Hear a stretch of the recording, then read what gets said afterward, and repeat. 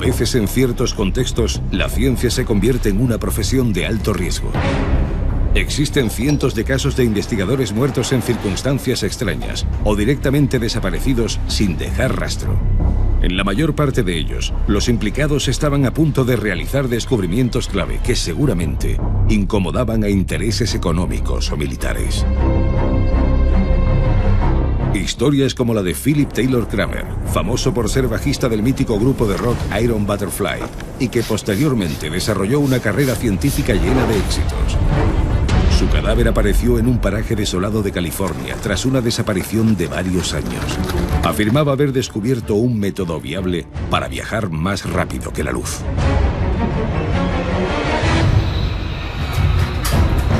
Estos fallecimientos se dan por oleadas o epidemias, algo sumamente sospechoso.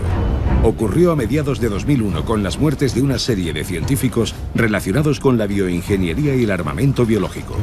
Entre ellos, destaca lo ocurrido al Dr. Seth Van Engein, experto en enfermedades animales, que investigaba cómo éstas se transmitían al hombre. Fue encontrado ahogado en su propio laboratorio a causa de un fallo de la conducción de aire.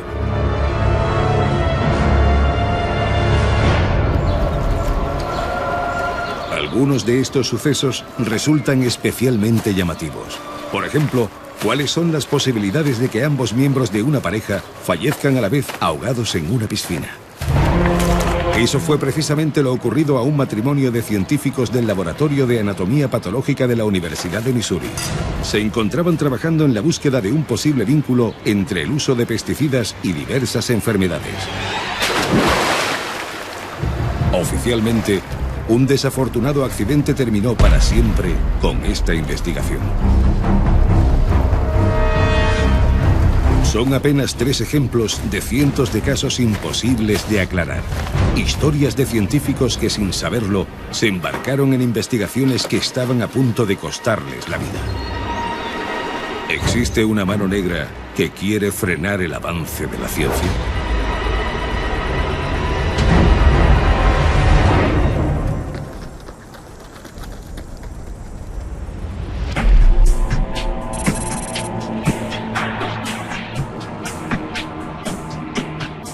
Buenas noches y bienvenidos a la nave del misterio.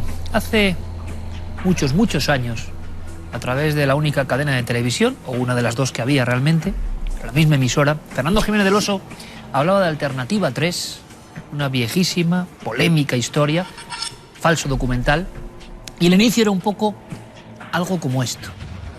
Cientos de científicos están desapareciendo en diferentes lugares del planeta. Nos quedamos un poco aliviados al saber que era simplemente una ficción. Pero de pronto, el último grito en el ámbito de la conspiración nos trae estas realidades que acaban ustedes de contemplar. Efectivamente, muchos científicos no solo se han esfumado sin dejar ni rastro, sino que otros que estaban a punto de descubrir algo importante o sus investigaciones les llevaban por el camino correcto han sido apartados del camino radicalmente, de formas novelescas en ocasiones. ¿Hay algo detrás de todo esto? Muchos amigos de esta tramoya de la realidad se están ocupando de estos casos. Y los casos, por cierto, continúan. Hay noticias muy recientes, ¿verdad? Santiago Camacho, compañero, buenas noches. Buenas noches, Iker. Esta historia se retroalimenta con nuevos sucesos de hace nada. Prácticamente casi cada año hay situaciones de este tipo. La última sucedió hace apenas unos días, poco más de un mes. El último superviviente que quedaba del programa Apolo en su aspecto más técnico, el encargado de toda la navegación, aparecía en un hotel de Bangkok ahorcado en unas circunstancias absolutamente extrañas. Los más suspicaces dicen que cuando la gente alcanza cierta edad, este hombre ya tenía 76 años, a lo mejor cuando ve cercano su fin, pues decide contar todo lo que sabe. Ha sucedido con famosos espías, ha sucedido con políticos que han dejado memorias muy polémicas, y hay quien ha visto en esta muerte pues a lo mejor un intento de silenciar a una persona que estaba a punto de contar algo sobre un programa espacial, el Apolo, el programa que nos llevó a la Luna, que ha tenido mucha controversia, que ha tenido mucha conspiranoia a su alrededor y que, bueno, todavía no se ha dicho absolutamente todo sobre él. Hemos titulado a este dossier, que creo que les puede interesar, Científicos desaparecidos, pero de alguna forma sabían demasiado. Podía ser otro buen título para este sector del programa, porque da la impresión de que en muchos de estos casos ocurre algo. Habían llegado a una revelación importante, habían gritado casi el eureka, estaban trabajando en los límites de algo esencial, importante, innovador, o que terminaba con la supremacía de otras tecnologías. Claro, hay casos, Santi, tú me dices que son imposibles de creer a pesar de su rotunda realidad. Pues sí, lo esbozábamos en la pieza que han visto los espectadores, pero yo creo que el caso más impresionante es el de Philip Taylor Kramer, un genio con letras mayúsculas, una de esas personalidades renacentistas. Él se hizo famoso como músico en el grupo Iron Butterfly, que tuvo un gran éxito en la década de los 70, pero cuando terminó esa carrera musical se convirtió en uno de los ingenieros aeroespaciales más talentosos de la historia. Suyo es el mérito del sistema de guía de los misiles MX, que eran la columna vertebral del sistema de defensa norteamericano en la época de Ronald Reagan, por ejemplo. Las redes de fibra óptica de las que disfrutamos actualmente, buena parte de su codificación y de cómo se transmite esa información a través de ellas, se lo debemos al trabajo de Philip Kramer. Los CDs que metemos en nuestros ordenadores, en nuestras consolas de videojuegos, también fueron desarrollados sus sistemas de codificación en buena medida basándose en el trabajo de Kramer. Pues este hombre en 1995 ya había alcanzado todas las cotas profesionales que podía alcanzar, era un hombre todavía joven, se decidió a dedicarse a la física más especulativa, la física teórica. Él tenía un sueño que era demostrar una intuición que tenía, que era que Einstein se equivocaba en algo, que la teoría de la relatividad no podía ser 100% cierta. Y un día dijo ese eureka que tú acabas de mencionar. Un día comunicó a sus familiares, comunicó a sus conocidos que lo había encontrado, que había encontrado un sistema de transmitir información e incluso materia más rápido que la velocidad de la luz. Hay quien dice que podía haber encontrado la clave de algo de lo que se habla actualmente mucho, los ordenadores cuánticos. Pues bien, automáticamente se puso en marcha para encontrar financiación para su proyecto. Y en febrero de 1995, lo último que se sabe de él es que se iba a encontrar en el aeropuerto de Los Ángeles con un misterioso inversor, con un misterioso financiero que iba a proporcionarle el dinero para poner en marcha su proyecto. Nunca se le volvió a ver, al menos con vida. A raíz de eso, empezaron una serie de llamadas telefónicas misteriosas a sus conocidos, a las autoridades, llamadas en las que hablaba de ellos, llamadas en las que decía, me han encontrado. Parecía que se había vuelto Ese término loco. aparecía constantemente, ellos. Siempre eran ellos. Ellos me persiguen, ellos me han encontrado, ellos están al otro lado. Esa era una de las llamadas. Y la siguiente escena es la que hemos visto. Y la siguiente escena es la que hemos visto. En 1999, un excursionista lo termina encontrando en un paraje desolado de California.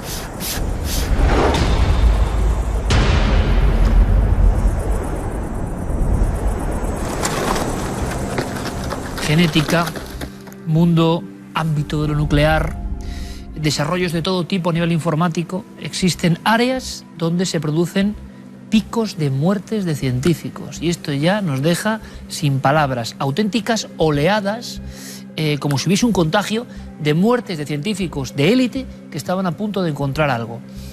¿Qué hay detrás? Vamos a analizarlo en nuestra mesa de la conspiración. Al final, a ver si aquello de Alternativa 3, como ficción un poco estrambótica, pero de gran impacto, se va a convertir en realidad, con una vertiente mucho más siniestra. Claro, la gran pregunta, la lógica pregunta es, ¿esto es casualidad? ¿Todos los gremios tienen personas que mueren, que se accidentan, que aparecen en extrañas circunstancias? ¿O no? ¿O eso de ellos operando ahí en la sombra es algo más que pura conspiración y ficción? Enrique Vicente, maestro, buenas noches. Muy buenas noches. Tú decías lo siguiente, o más bien nos escribías lo siguiente: ser microbiólogo y sobre todo experto en armas biológicas resulta sumamente peligroso. Hoy, ¿por qué? Bueno, lo ha sido sobre todo en algunos momentos del pasado. Hombre, porque han muerto en serie. Y no se puede hablar de la casualidad, de la coincidencia, del azar. ¿Tú descartas ya eso? Hombre, absolutamente. Mira, cuando consideramos que en solo 3 meses, desde el 12 de noviembre hasta el 11 de febrero del año 2001 al año 2002, murieron en 3 meses 7 de los más prominentes microbiólogos reconocidos internacionalmente y murieron la mayoría de forma accidental, es decir, por muertes provocadas. Se les encontró flotando en el agua a mucha distancia donde estaba un coche alquilado. Habían sido víctimas estos y otros, porque en total, en un periodo muy breve, hubo 14 microbiólogos muertos. Y en un periodo un poco más amplio, que no sobrepasó el año, hubo 19 microbiólogos. ¿Qué significa esto, Enrique? Hombre, ¿Qué hay de fondo? Significa que algo o alguien está provocando sus muertes, porque son asaltados, tiroteados, apuñalados, tienen accidentes de coche, son atropellados, mueren colectivamente en vuelos.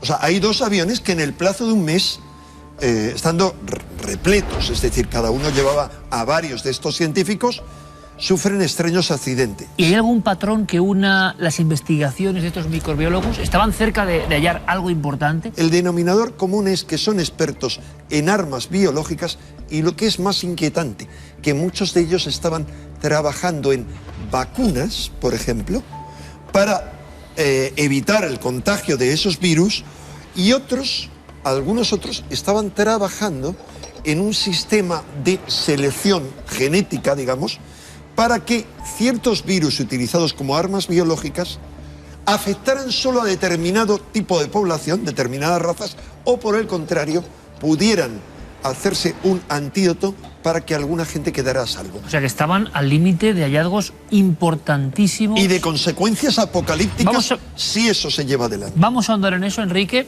Presentamos a nuestro amigo, experto en estos temas, escritor Frank Rubio, su última obra, Donde yace Vishnu. Aquí la mostramos, aunque esto que va a contar ahora no tiene nada que ver. Frank dice que desde la Guerra Fría hasta prácticamente esta guerra global contra el terrorismo, están ocurriendo cosas puntuales que van también más allá quizá de la casualidad. O sea, que esto hay que remontarse más en el tiempo. Esto no es ni siquiera desde el 11 de septiembre del 2001, donde muchos conspiranoicos ponen el sello de inicio, ¿no?, de estas plagas extrañas de muertes de científicos. Frank, bienvenido, buenas noches. Buenas noches, Iker. Bueno, a mí ya casi me da miedo ver esos dosieres que tienes ahí, sinceramente, ¿eh? O sea, ¿qué puede tener? Seguramente esta noche no descubriremos ni un mínimo porcentaje, pero ya eso, ¿qué opinas? Bueno, opino, comentando un poco al hilo de lo que dice Enrique sobre el tema de los microbiólogos, es un tema muy interesante porque en el 4 de octubre del año 2001, un avión ruso de las líneas aéreas siberianas que iba de Tel Aviv a Novosibirsk es derribado por un misil, supuestamente por un misil ucraniano. En ese avión viajaban 5 microbiólogos israelíes. Poco tiempo después hubo otro avión que se estrelló. Menos de un mes después. Menos de un mes después. Se estrelló con otros 3 microbiólogos y habían sido en ese caso rusos y habían sido asesinados un par de hematólogos israelíes ya en atentados. Se llegó a decir por algún tipo de fuente que era una especie de aviso del gobierno de los Estados Unidos al gobierno de Israel. Había una grave tensión antes del 11S, esto como podéis ver ocurre después, entre el gobierno norteamericano y el gobierno israelí. Y se llegó a decir por algún medio israelí que había sido una llamada de aviso a Sharon. Como sabréis, poco después Sharon sigue durmiendo en un sueño en coma. Has hablado muy bien del tema de las armas étnicas que se fueron desarrolladas en Sudáfrica, también se supone que en Israel. Y hay una noticia del 2003 de un científico norcoreano, el doctor Ri Chae-woo, que desaparece y se supone que es secuestrado o se entrega a los occidentales en una ciudad china que había desarrollado armas biológicas que solo afectaban a gente de la raza blanca, es decir, una especie de Fu Manchu.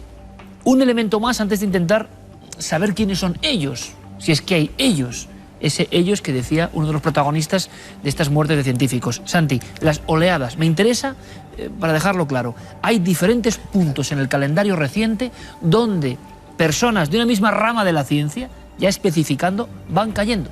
Sí, además, como muy bien decía Enrique, es que cualquier atisbo de intentar achacar a la casualidad este tipo de muertes, precisamente ese desarrollo en oleadas, en que de repente en un país, en un determinado sector, empiezan a desaparecer científicos a toda velocidad en un espacio de tiempo muy corto, es lo que realmente hace que se levanten todas las suspicacias. Fíjate que a veces no es ni siquiera un ámbito tan grande como un país, a veces es en una sola empresa. En Marconi Defense System, una empresa de armamentos muy conocida, entre 1983 y 1985 murieron en extrañas circunstancias más de una veintena, dependiendo de si contamos a unos otros como extrañas circunstancias, de los más punteros científicos. Expertos en supercomputadoras que perdían los frenos de sus coches y caían al mar.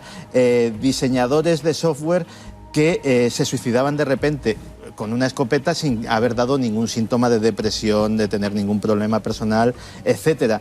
Gente que se arroja desde una ventana después de haber expresado temor por su vida a todos sus allegados. Y a veces con señales tan de película, de hombres de negro, como esas llamadas del caso Kramer de ellos, ¿no?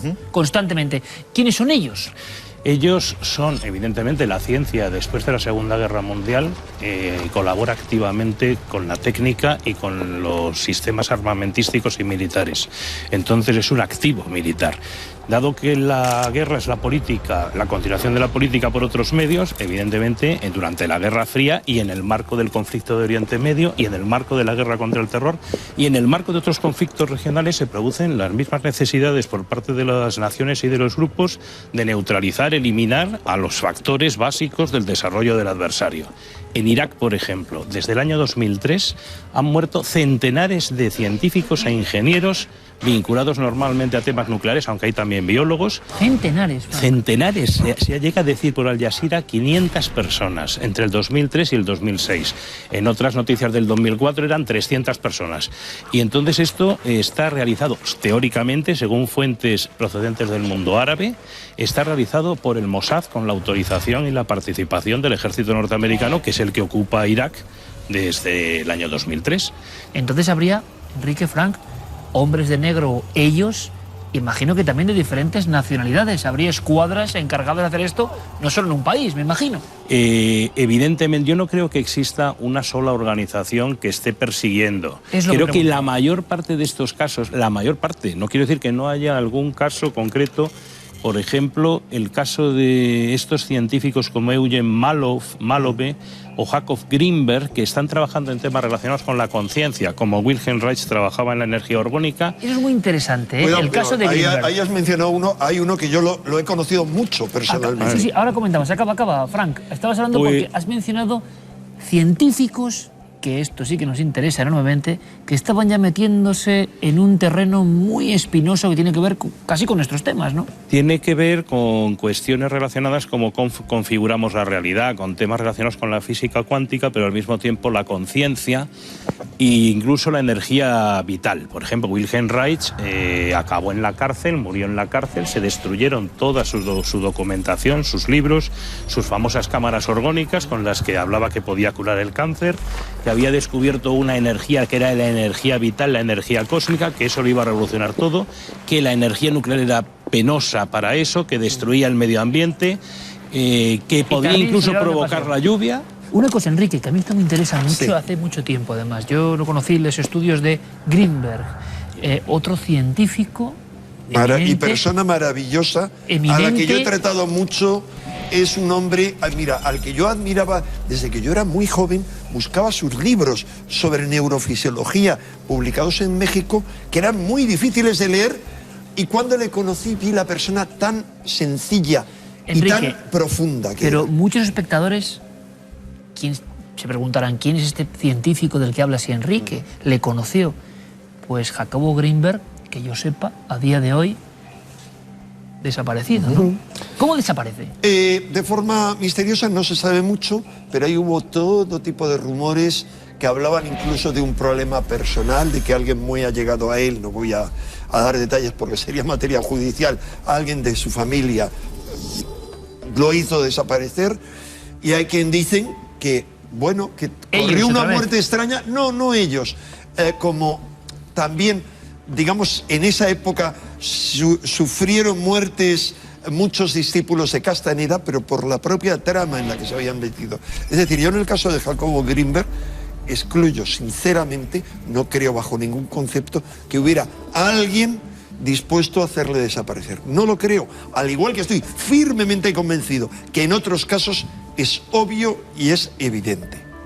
Yo creo, sin embargo, que en el caso de Jacobo Grinberg y su teoría sobre la dermoóptica, es decir, la posibilidad de que la comunicación a través del tacto fuera el más primigenio de los sentidos, y sus experimentos con niños mexicanos para probar la telepatía, y la otra teoría sobre la matriz holográfica... La teoría sintérgica es lo más importante. Todo eso tiene unos usos militares y de control mental básicos.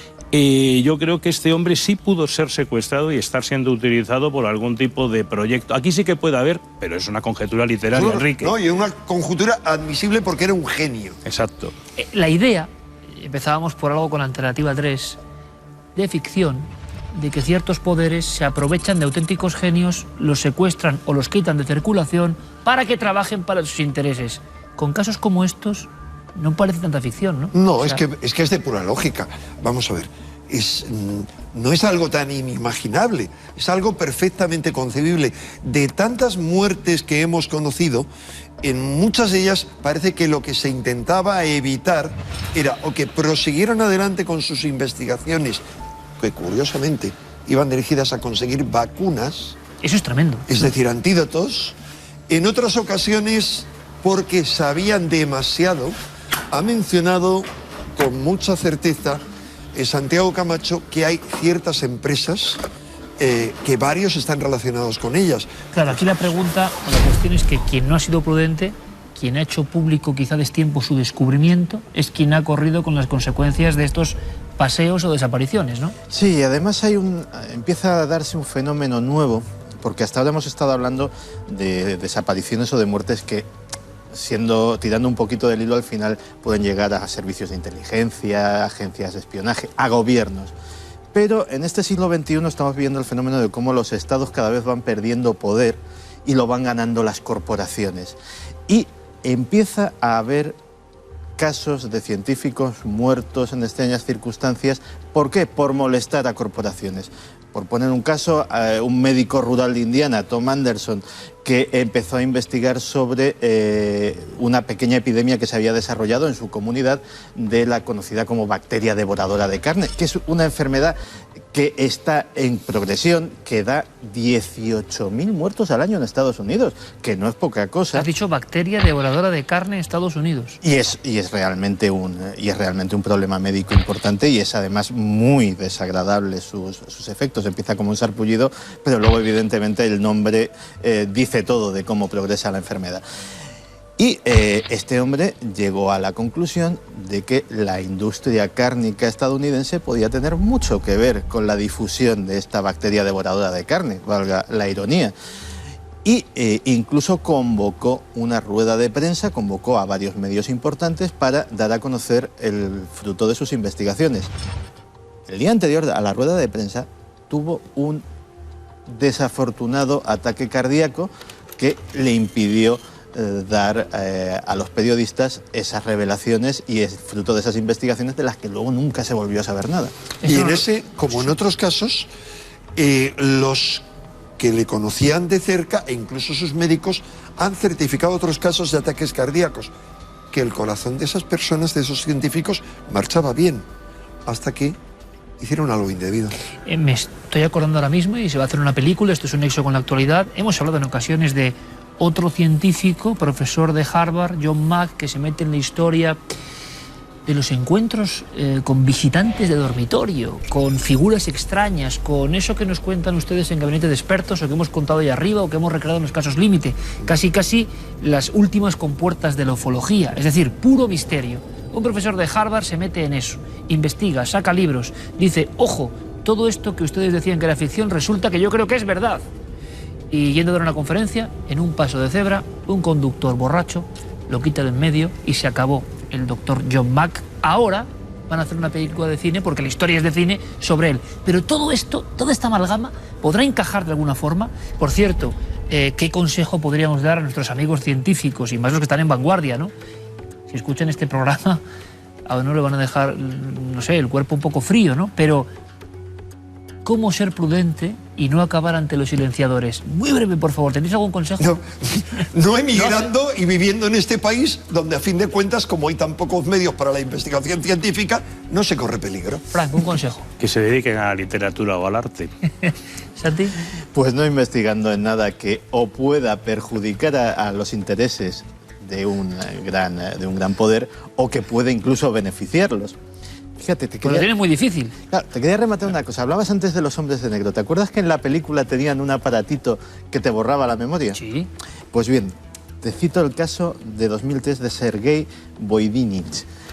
Era un científico ruso que había desarrollado un sistema para fabricar esmeraldas artificiales perfectas. Imagínate la repercusión económica que tendría eso. Desapareció. Desapareció y volvió a aparecer 6 meses después. Su memoria había sido borrada por completo en un caso de amnesia como no se había visto nunca en la historia médica. Es decir, no sabía hablar, no sabía... era la memoria borrada desde cero. ¿Quién sabe si los hombres de negro le aplicaron el aparatito? Bueno, unos hombres de negro que eran discípulos de Rodríguez Delgado, porque ya se sabe que en los años 70 ya se estaban aplicando esos procedimientos a gente que había trabajado para servicios de inteligencia militares. El borrar la memoria del periodo en el que no era interesante que recordaran. Estoy recordando ahora uno de los programas más tenebrosos, aquellas operaciones Dr. Egas Moniz, ¿no? De arrancar partes de cerebro y hacerlo indoloramente. De aquellas lobotomías por el ojo. Y se quedaba alguien a veces sin memoria, ¿no? Es más fácil. ¿Saben lo que pasa con la mesa de conspiración? Que yo no sé. De ustedes depende. Mire, pongo ahí incluso las vías de contacto, porque quizá los espectadores estén demasiado aterrados ante lo que se cuenta y quieran proponer temas o quieran que no se hable de esto, ¿no? Que se censure directamente la mesa de conspiración. Aquí no creemos en la censura, pero desde luego cuando acudimos a estos temas de actualidad, que vemos que se prolongan en el tiempo hacia atrás y que nos afectan a todos y que están en las noticias y que luego se olvidan, nos quedamos con una extrañísima sensación. Una sensación que para mí es como más sórdida y más angustiosa que la mayoría de temas, entre comillas, misteriosos que contamos en este programa. Gracias a los tres, como siempre. Gracias a los tres por inquietarme y no sé si inquietarles también a ustedes. Y espero que no les haya generado esto muchísima inquietud, que es lo que a mí me pasa siempre que hablamos del ámbito de la conspiración. Está ocurriendo y, como decía Enrique de Vicente, a lo mejor no prestamos la atención suficiente. Presten ahora atención a esto que les muestro. Son unas fotografías obtenidas por los propios testigos. Parece que es el desastre. Algo ocurre en un inmueble en pleno corazón de Málaga. Parece mentira, pero la sociología de las casas de duendes, algo tan remoto, tan añejo, tan digno de la hemeroteca, revive, resucita. Hay testigos, personas a favor, en contra, fenómenos agresivos, y nosotros hemos estado allí para sacar dos conclusiones. Dos conclusiones aparentemente incompatibles, o fraude o verdad.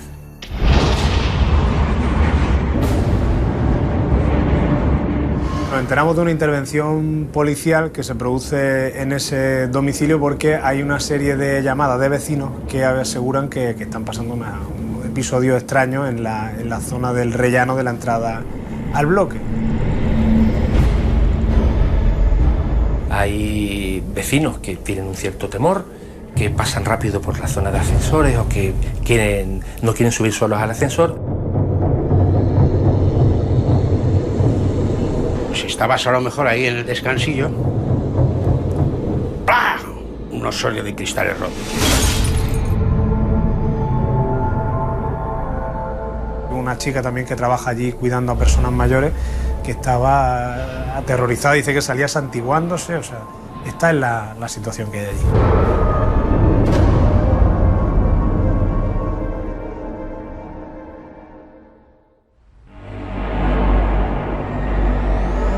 En la mañana del pasado 24 de mayo, la tranquilidad habitual de este humilde barrio malagueño desapareció de forma drástica por los extraños fenómenos que empezaron a acontecer en el interior del número 1 de la calle Almagro.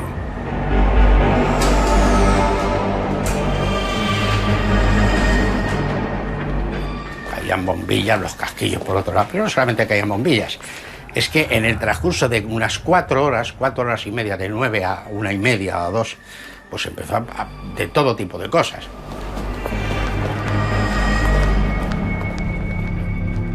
¿Pero y esto? No me dio tiempo a más. Explotó una delante del ascensor. Y en el último rellano de la escalera, pues me cae a mí, al lado del pie derecho, una bombilla. Me pongo a subir por la escalera y me cruzo con un vecino y le aviso. Le digo, ten cuidado que están explotando bombillas. Más pronto explotó una, en medio de nosotros.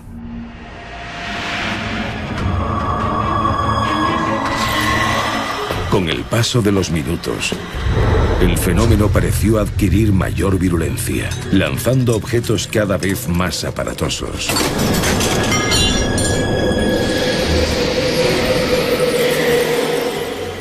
Muy pocos minutos después estamos en el mismo lugar, suena un golpe similar pero bastante más estruendoso detrás nuestra. Miramos qué ha ocurrido y lo que nos encontramos es un macetón de cerámica blanca, grande, que originalmente estaba en una maceta que teníamos justo al lado nuestro. De una claraboya que hay fuera, la parte de abajo estalló el cristal, pero fíjate qué curioso. Cuando cayó el cristal con un enorme estruendo, encima del cristal estaba una llave inglesa de las dos que hay aquí colgadas. Y lo de la claraboya a continuación, voy a pasar yo por el escalón, no me cayó de milagro, como una especie de... como si le hubiesen dado un puñetazo al techo, que hay un boquete. A todo esto, dentro del local empiezan a irse ruidos. Claro, una cosa que se cae, no sé cuánto, no sé qué, un tubo fluorescente de 40, de otros 6 que hay, estalla. Entonces dije yo, mira, vamos a salirnos de aquí, porque mientras estemos aquí, por la circunstancia que sea, esto no para. Esta estantería se descolgó de un lado, de este. Se descolgó. No cayó entera, sino que se apoyó aquí abajo. Y este mueble que hay aquí, que es un escobero, que yo lo uso pues para tener libros y cosas de esas, se venció hacia esta parte, apoyándose en los contadores. Ante el caos generalizado, los vecinos de la calle Almagro recibieron la visita inesperada de las autoridades locales, dispuestas a poner orden y a intentar dilucidar las causas del fenómeno.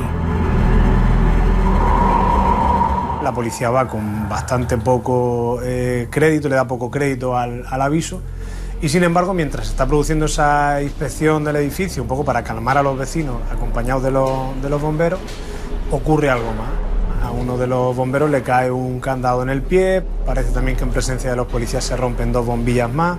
Y en ese instante, el maldito candado se vuelve a caer al suelo. Y entonces el bombero que hay ahí mira, se queda así estupefacto y le dice al compañero, oye, que lo he visto yo, que se ha caído al suelo y no hay nadie dentro. Tras la inspección policial, todo regresó a la calma habitual. Pero solo unos días después, volvieron a repetirse algunos episodios que pusieron en jaque a toda la comunidad del bloque. Un vecino sufrió una experiencia muy curiosa. Alejado unos 50 metros del edificio, escucha un ruido detrás, mira hacia atrás y se encuentra un extintor que viene rodando detrás de él. Un cuadro que había, porque ya no está justo en la portería, pues fue arrancado literalmente de la pared. Digo arrancado porque era un óleo que estaba pues cogido a la pared, pues atornillado y colgado no con escarpe sino con tornillo, estaba bien sujeto a la pared. El cuadro salió disparado y se quedó ahí detrás, que además está destrozado.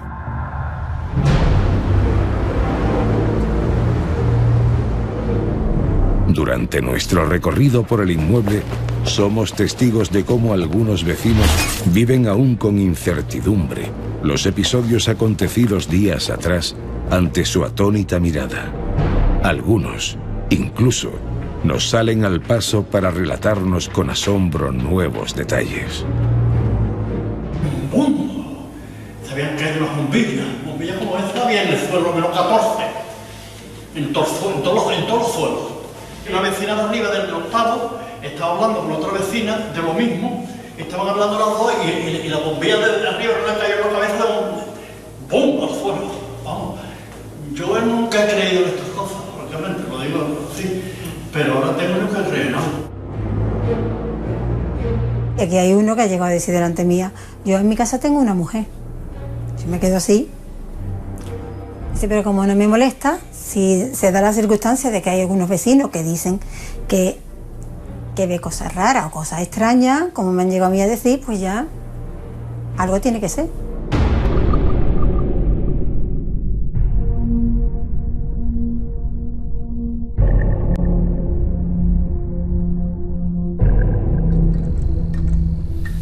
Bueno, ahí está un poco la crónica de los hechos, lo que fue ocurriendo en ese edificio de una ciudad tan populosa como Málaga, y ha vuelto un poco también la sociología de la casa de duendes, algo que parecía prácticamente desterrado, olvidado, y que de pronto, ¡pum!, se enciende la mecha y surge de nuevo.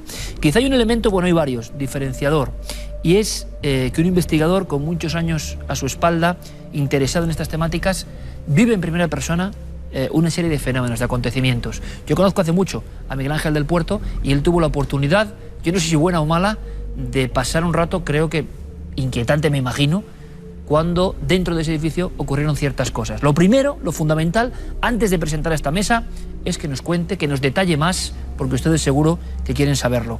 Miguel Ángel del Puerto, amigo, buenas noches. Muy buenas noches, Iker. Me alegro de tenerte en esta mesa. Yo me alegro de estar aquí compartiendo mesa contigo y con los demás asistentes, por supuesto. Y te agradezco además una primera conexión que hicimos para la radio. Te marchaste al edificio, fuiste el primer investigador que tuviste conocimiento de que algo estaba pasando, de que un vecindario le estaba pasando mal también, y en esa ocasión no ocurrió nada. Pero unos días antes tan solo, tú viviste una escena que creo que no vas a poder olvidar y que quiero que nos cuentes a los cientos de miles de amigos que ahora te escuchan. Bueno, pues el día 24 de mayo, que es cuando se inician los fenómenos, cuando tiene lugar, digamos que el mayor volumen de acontecimientos extraños en el número 1 de la calle Almagro, pues Francisco Delgado, que es el antiguo conserje de este edificio, pues se pone en contacto con nosotros y nos avisa porque están sucediendo cosas muy extrañas que él mismo califica en ese momento como un poltergeist. Cuando nos personamos allí, lo que menos podíamos esperar es que nos encontraríamos de bruces con lo imposible. El fenómeno estaba en plena ebullición. Llegasteis a tiempo. Llegamos a tiempo. Lo cierto es que en un momento determinado mi mujer pues cree escuchar o detectar algo en el interior de un local que estaba que está justo en este portal y que bueno, es un local privado de un vecino. Pues se coge la llave, se entra a este local. Entra ella acompañada de dos vecinos y en un momento determinado, como está entrando, pues escuchamos dos grandes dos ruidos y entonces a continuación pues entramos en este local. Lo que encontramos en el suelo pues es un jarrón que la portera define como originario de la portería.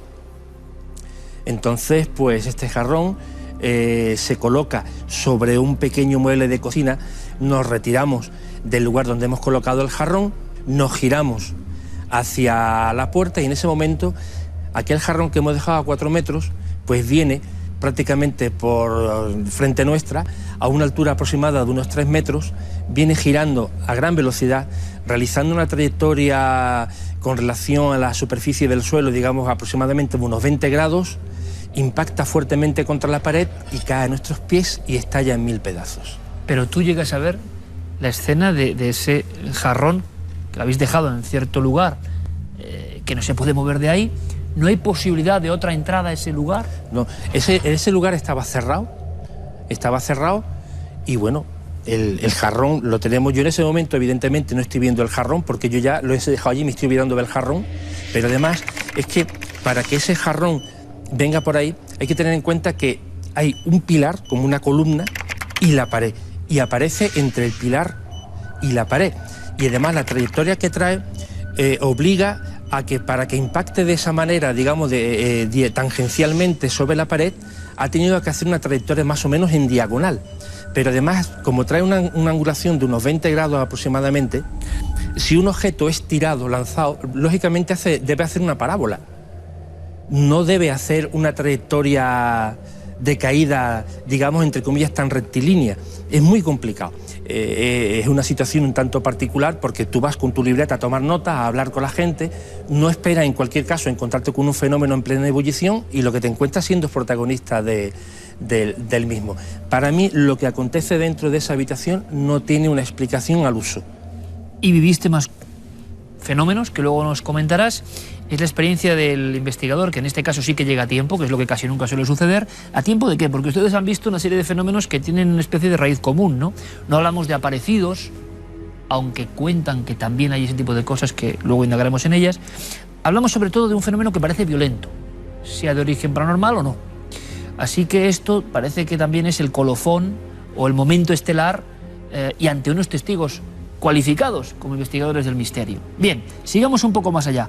Juan José Sánchez Oro, sobran las presentaciones porque últimamente está constantemente haciendo cosas en los medios y tenemos la fortuna de que también esté con nosotros, y seguramente ustedes le conocieron con ese estudio tremendo, único, sobre casas de duendes, pero que tenían un factor humano, es decir, personas que habían generado fenómenos. La idea nuestra simplemente, ante el reverdecer del fenómeno de las casas de duendes que nos parecía tan clásico, es aportar la visión también sanamente escéptica de Juanjo Sánchez Oro para ver si había elementos, que a veces ha ocurrido, de posible fraude. Vamos a saber sus conclusiones y debatiremos, por supuesto, con toda la libertad. Juanjo, bienvenido una vez más a la Nave del Misterio. Bienvenido, compañero. Hola, muchas gracias, Iker. Primer, bueno, si se puede decir, acta, conclusión, que imagino que en esto es muy complicado, pero después de estar allí investigando, observando, hablando con las personas, parece que eso, que el fenómeno de casa de duendes arquetípico se está manifestando en pleno 2013. ¿Sorprende? Sí, porque además es que, claro, es un caso que en apariencia parece perfecto. Es cierto que hay fenómenos extraordinarios, testimonios muy contundentes, pero también dentro de las anomalías hay algunas anomalías que dan mucho que pensar. O sea que es doblemente anómalo. Y eso es lo que me hace que por lo menos yo creo que sea muy prematuro descartar todavía la posibilidad de fraude, que es en lo que yo más insisto. En tu opinión, y con muchos años también en la investigación, hace siglos casi como nosotros perteneció a la Sociedad Española de Parapsicología, ahí es nada, y ya se hablaba de esta doble posibilidad, ¿no? Bien, de los fraudes y de los fenómenos reales. ¿Tú crees que el fraude tiene que seguir como hipótesis importante en este caso? Yo creo que sí, porque ¿Con qué sentido, Juanjo? Bueno, ahí habría que ver si hay una serie de microhistorias sociales que también nos hemos encontrado. Cuando uno analiza un poltergeist hay una metodología que está establecida, además tú señalabas la Sociedad Española de Parapsicología, pues ya estableció en su día una metodología a la hora de abordar estos fenómenos. Y ellos lo abordaban desde una triple perspectiva, que era, por un lado, el análisis de los fenómenos, ver la posible naturaleza paranormal del fenómeno o puramente, valga la redundancia, natural, pero también el análisis psicológico y el análisis sociológico.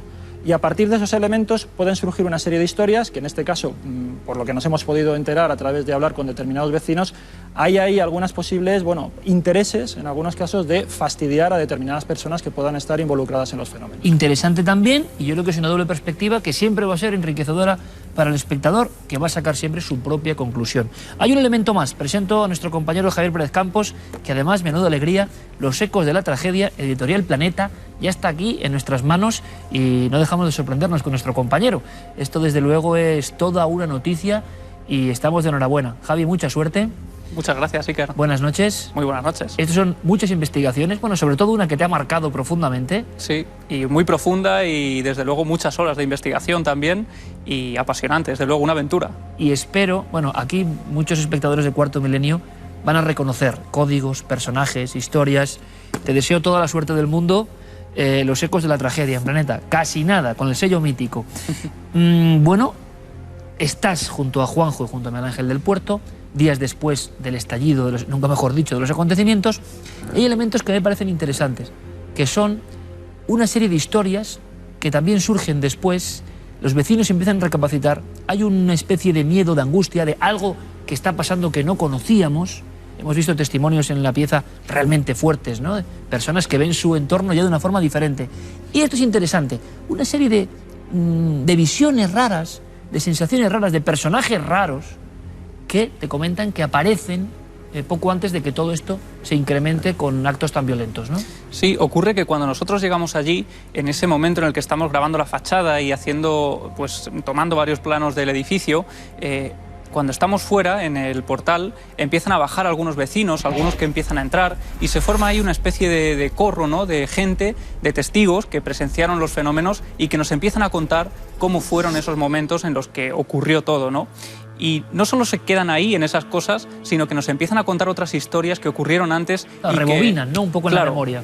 Y que ellos en un principio no relacionaban con aquello, pero de pronto descubren que todo ocurría en unas fechas muy cercanas al fenómeno. Uno de los más llamativos, y que ocurre solo casi unas horas antes de que se desencadene este tema en el portal, tiene que ver con María, con la portera, que es casi la protagonista de la historia, porque todo se desencadena casi alrededor de esta mujer, ¿no? Y ella, unas horas antes, empieza a escuchar cómo alguien llama su nombre a través del portero automático. Ella, pensando que es algún vecino que ha tenido algún problema, intenta llamar a todos para hablar con ellos y para ver si necesitan ayuda, pero nadie dice estar llamándola.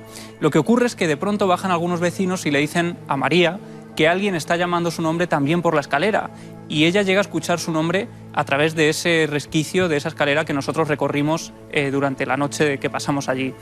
Ella va subiendo y resulta que no hay absolutamente nadie que esté llamándola, pero ella seguía escuchando esa voz. Hay un elemento que sí que viven nuestros compañeros, que tiene que ver con una brújula, Juanjo, tiene que ver con un punto de la casa en concreto, y eso sí podéis verlo, y yo no sé qué relación puede tener con el misterio. Pues no lo sabemos. Evidentemente allí lo que hay es una anomalía geomagnética, que eso es constatable. Directamente lo que ocurre es que cuando colocamos la brújula debajo del tragaluz, en un punto que además luego ese tragaluz, bueno, pues como se ha visto, se rompe, es cierto que se produce una inversión de la polaridad, es decir, el polo norte se convierte en el sur y el polo sur se convierte en el norte. Pero es cierto también que en la medida, efectivamente, en la que luego vamos levantando sobre la vertical y vamos alejando del suelo esa brújula, se corrige esa inversión de la polaridad. O sea, que es justo en el suelo donde hay una anomalía de algún tipo. Sí, exacto, es una anomalía magnética y ya digo, en la medida en que vamos subiendo, se corrige. Por lo tanto, bueno, en principio puede ser porque hay algún tipo de material magnético, electromagnético, que pase por debajo y se puede verificar. La cuestión es si es relevante para el fenómeno en sí o no. No sabemos si estaba ya antes, el tiempo que llevaba ya antes esa situación, y si pertenece a una zona que además es bastante peculiar, por lo que también me comentan algunos compañeros, desde el punto de vista geológico, por dónde está ubicada la vivienda. Bien, abrimos el debate, o la mesa de redacción, o las exposiciones. Son detalles curiosos. Miguel Ángel, tú vives algunas cosas más que te intrigan, me imagino, en esta pesquisa, y descartas por completo algo que nuestro compañero Juan José Sánchez dice que nunca hay que borrar en este caso, ¿no? Que es el fraude. Para ti no hay posibilidad de fraude, de que alguien quiera estar gastando una broma. Vamos a ver, yo, si una noche de madrugada aparece un casquillo quitado en una bombilla, yo no estaba ahí con una cámara oculta para ver si alguien ha aprovechado el momento para gastar una pequeña broma. De hecho, esto sucede el día 24 y el día 25 en la mañana, la portera encuentra la caja de los cristales tirada delante del ascensor. ¿Esta caja que tenemos Esa aquí? caja de los cristales desparramada delante de los dos ascensores. Y ella misma y Francisco Delgado piensan, esto es obra de algún gracioso, y la recogen sin más. Pero bajo mi punto de vista, y no me importa mojarme en esto, porque además hay que tener en cuenta que he sido testigo de algunos fenómenos, bajo mi punto de vista el caso de Calle Almagro es auténtico. ¿Es auténtico? Es auténtico, es un fenómeno paranormal que entra dentro de lo que calificamos como poltergeist o psicoquinesia espontánea recurrente. Juanjo, A ver, yo estoy de acuerdo con él en que efectivamente los fenómenos existen, eso es indudable. La cuestión está en la causa de esos fenómenos. Yo creo que nosotros todos estamos de acuerdo. ¿Dónde veo yo determinadas señales de alarma y que me dan mucho que pensar? Pues justo hay un hecho que es muy evidente, y es que sabemos que se están rompiendo por distintas partes del edificio esas bombillas de repuesto, pero esas bombillas de repuesto están almacenadas previamente en el cuarto de contadores en cajas de cartón. Y todas las cajas, o gran parte de las cajas de cartón, aparecen en la papelera que está junto al lado de los buzones, la típica papelera donde los vecinos, bueno, pues echan la propaganda, los papeles que no quieren. Claro, ¿qué energía paranormal, qué fantasmas, si estamos hablando de difuntos, es capaz de reciclar, entre comillas, el envase, separar la bombilla que luego va a utilizar para tirar contra el suelo y va a almacenar o va a guardar la caja de cartón dentro de esa papelera? Vayamos más allá. Simplemente, tu hipótesis, por tanto.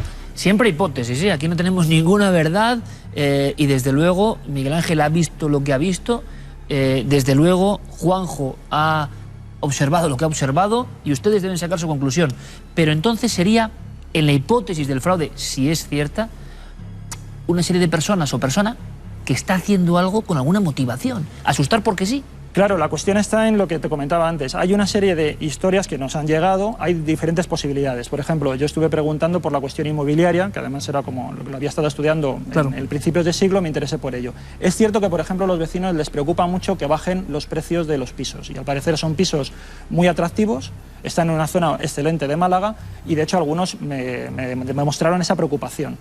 Pero yo no lo veo directamente conectado con los acontecimientos. Sí que veo algunas hipótesis que no te quiero tampoco revelar por cuestión de que hay protagonistas que están involucrados y tampoco quiero ponerlos un poco en el disparadero, pero que podrían estar indicando que podría intentar hacerse alguna faena a alguno de esos protagonistas. Alguien, sin dar nombres ni datos, alguien que quiere generar un entorno de miedo, como otros estudios en 48 casos, para conseguir un objetivo. Exactamente, que en este caso no sería el desahucio, porque además una característica del fenómeno, que también a mí, por eso digo que es una anomalía dentro de la anomalía, es que teniendo 64 viviendas a su disposición, ninguno de los fenómenos extraordinarios acontece dentro de las viviendas, acontece en las zonas comunes, o bien en áreas, en algunos locales, que tienen las puertas abiertas. Por tanto, en principio no atraviesa ni paredes ni puertas. ¿Crees que una mano humana bien adiestrada, no lo sé, podría estar detrás de todos los fenómenos, incluso algunos tan espectaculares como el de Miguel Ángel del Puerto? Yo he consultado con dos ilusionistas, o por lo menos aficionados al ilusionismo, y lo que me dicen es que, primero, los fenómenos son muy rudimentarios, no estamos hablando de nada excepcional, como tú también indicabas, no son apariciones, combustiones espontáneas, nadie ve levitar nada en principio, salvo lo de Miguel Ángel, que sí que lo ve, pero en trayectoria descendente, el objeto. Y lo que me dicen es que no hace falta ni siquiera tener conocimientos de ilusionismo, porque estamos a un nivel que simplemente basta con que las personas, los testigos, estén distraídos, o bien cambiar la atención de las personas para producir el efecto. Miguel Ángel. Yo es que estoy en completo desacuerdo, quizás porque he tenido la fortuna de estar en el momento y además verlo. Yo entiendo que a la hora de seguir un método, pues hay que ser escrupulosos y rigurosos, pero hay veces que cuando tenemos ciertos tipos de fenómenos parapsicológicos o paranormales, el método se queda completamente anquilosado y bloqueado porque el fenómeno va por delante. Es el fenómeno el que nos indica la pauta. Nosotros no podemos decir que no es un poltergeist porque las bombillas, los recipientes de las bombillas algunos aparecen en la papelera. ¿Por qué suceden en áreas comunes? Hombre, a mí me gustaría saberlo también, porque estamos acostumbrados a que los fenómenos paranormales puedan romper esas leyes que yo no pienso que las rompan, yo sencillamente pienso que coge otro atajo, otras leyes que todavía nosotros no conocemos porque se nos escapa, ¿no? No descarto que alguien haya hecho así en un momento dado en un pasillo y haya tirado una bombilla, porque no puedo saberlo, pero sucede en un contexto donde para mí la paranormalidad existe. No, para mí no cabe la menor duda de que eso es así. Independientemente de que Juanjo plantee las dudas, en el local donde nosotros vimos lo que yo llamo de manera un tanto irónica el jarrón volador, no había forma humana de que ninguno de los que estábamos allí pues pudiera lanzar ese jarrón sin que yo lo viera. Nadie podía alcanzar ese jarrón. Salvo que se moviera a más de 25 imágenes por segundo. Ninguno de los que estábamos allí pudo haber hecho eso, porque era un movimiento imposible, salvo que tuviera un brazo extensible que pudiera alargar los 7 metros y de hacer 4 metros, y después hacer un giro de otros 3 metros, 7 metros de brazo. Imposible. ¿Qué es lo que más te llama la atención, Juanjo, de lo que habéis visto, que te puede hacer sospechar que hay algo más que fraude? Si es que hay algo. El único episodio que yo veo que es más difícil de reproducir, y es ciñéndome a las palabras de Miguel Ángel, es lo que estamos comentando del local. Porque tal como él lo define y tal como lo describe, es un entorno bastante controlado. Pero claro, ahí me ciño única y exclusivamente a sus palabras, no tengo otras, porque yo no estuve. Todo lo demás, lo del tragaluz, por ejemplo, me parece bastante fácil que pueda ser la llave inglesa. Es decir, hay una testigo que según va bajando por las escaleras, siente un estruendo y ve caer los cristales con la llave inglesa. Yo entiendo que, ponerme a pensar que se materializó la llave inglesa, etcétera, etcétera. Lo más lógico es que, evidentemente, alguien lanzó la llave inglesa porque además el tragaluz está a más de 3 metros y allí donde no llega, parece que esta causa paranormal se tiene que ayudar de accesorios, como le pasa a un humano donde no llega. ¿Pero qué sentido interno habría en todo esto? Amedrentar a una persona que tiene, algo que interesa a otro. Claro, yo... Vaya forma más sutil, de todas formas, puede generar, evidentemente, un círculo de terror que las personas... La idea es que posiblemente ¿no? podemos estar hablando de alguien que intente generar un miedo insuperable a una persona porque codicia algo que esa persona tiene. Y entonces esa es una posibilidad que nos han expresado determinados vecinos y que también interesa que se diga para que esa persona también esté en guardia. Que tendría que ver con el inicio de todo esto, esas llamadas a la portería. Por ejemplo. La mujer que está en la portería... Exacto. Parece, no podemos asegurar nada, que sería la víctima de este fenómeno humano o no, sobre todo. De hecho, es la zona donde parece que más se da todo este entorno a la portería, donde se ocurren la mayoría de los fenómenos. Y por eso también creo que es bueno que ella también esté prevenida. Porque si alguien le está intentando hacer esa faena, que ella no entre también en el juego de lo paranormal, que también esté atenta, no sea que alguien esté provocando estos fenómenos con un afán, ya digo, de dañarla. Miguel Ángel, Juanjo, os pregunto a los dos, ¿y una posibilidad quizás real, de inicio de fenómeno y una segunda jornada con personas ante el impacto social, ante los focos de las cámaras, ante la expectación, aprovechándose o generando bromas respecto al fenómeno, por ejemplo, eso de los huevos o demás, que aparece contra los buzones, que ya nos parece raro? ¿Podría ser? El cuadro, ¿a qué altura está el cuadro? 3 metros de altura aproximadamente, hay que llevar una escalera, pasarla por el portal, que no la vea nadie. La parte alta sí está a 3 metros. El marco inferior está justo encima de los buzones, está al alcance de la mano. O sea, que sí que las alcayatas, digamos, están a esa altura. La parte inferior no, tú puedes tirar desde abajo y vencerlo porque tiene un marco así de gordo de madera. Entonces, también es relativo. Es decir, si tú piensas que el procedimiento es subirte y tirar, sí. Si piensas que es girarlo haciendo palanca, entonces es más fácil. Sería un fraude de todas formas que, vamos, quien esté haciendo esto tiene muchas probabilidades, hay que decirlo, de ser pillado, ¿no? Y de pasarlo bastante mal porque, como descubran al bromista, si es que lo hay, que ha generado esto para amedrentar a alguien... Pero es que además, cuanto más elementos inmiscuimos en la escena, más vecinos, más fácil es que te pillen. Pero es que además, si acontece durante la presencia de bomberos y si acontece también, como parece ser, durante la presencia de policía local, quien se la está jugando con todas. Y ambos cuerpos, digamos, salieron de allí bastante impresionados también por lo que nos han contado.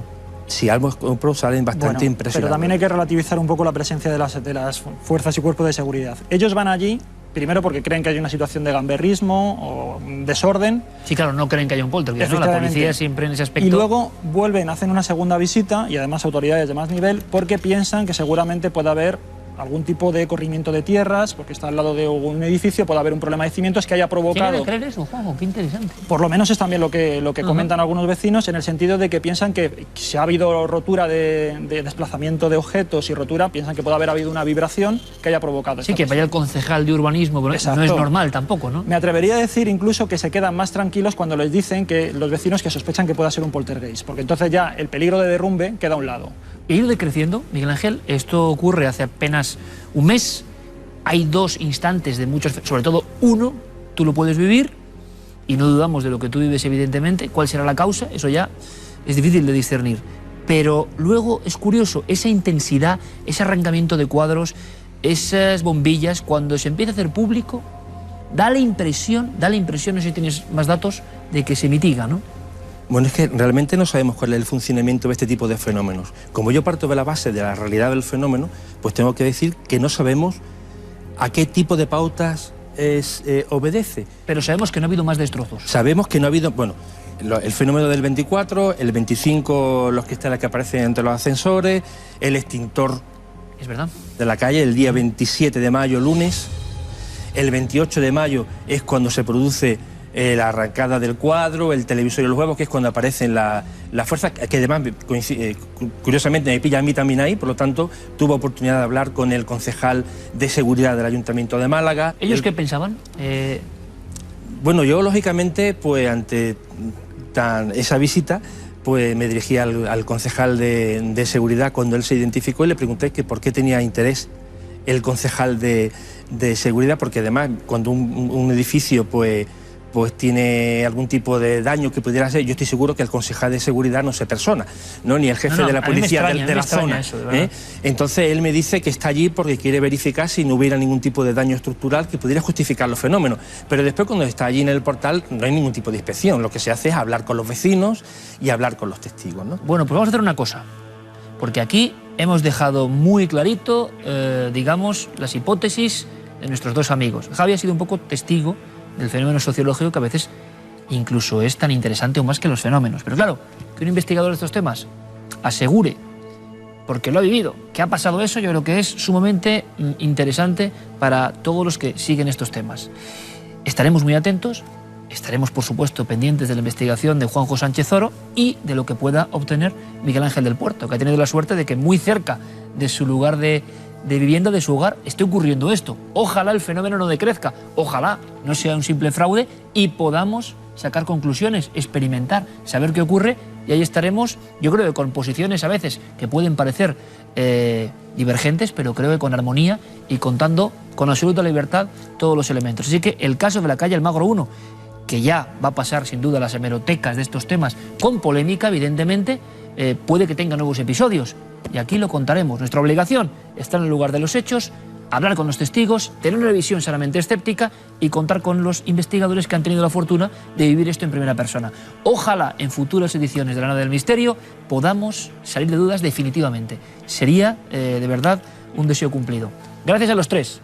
Os lo agradezco, toda la información, por supuesto, y continuamos en nuestro viaje. Muy atentos. Miguel Ángel, si pasa cualquier cosa, por favor, estamos en contacto, ¿eh? Muy bien. Y Juanjo, lo mismo. Sí. Continuamos. El caso de la calle Almagro en Málaga, como suele ocurrir con estos temas, también por fortuna, irá durmiéndose y permitiendo la mejor investigación o el mayor sosiego y estar más cerca del fenómeno. Ahora ha habido mucho tumulto. Eso irá olvidándose como ocurre casi siempre, pero nosotros seguiremos atentos, se lo prometo. Ahora vamos con noticias. Esta semana han pasado muchas cosas.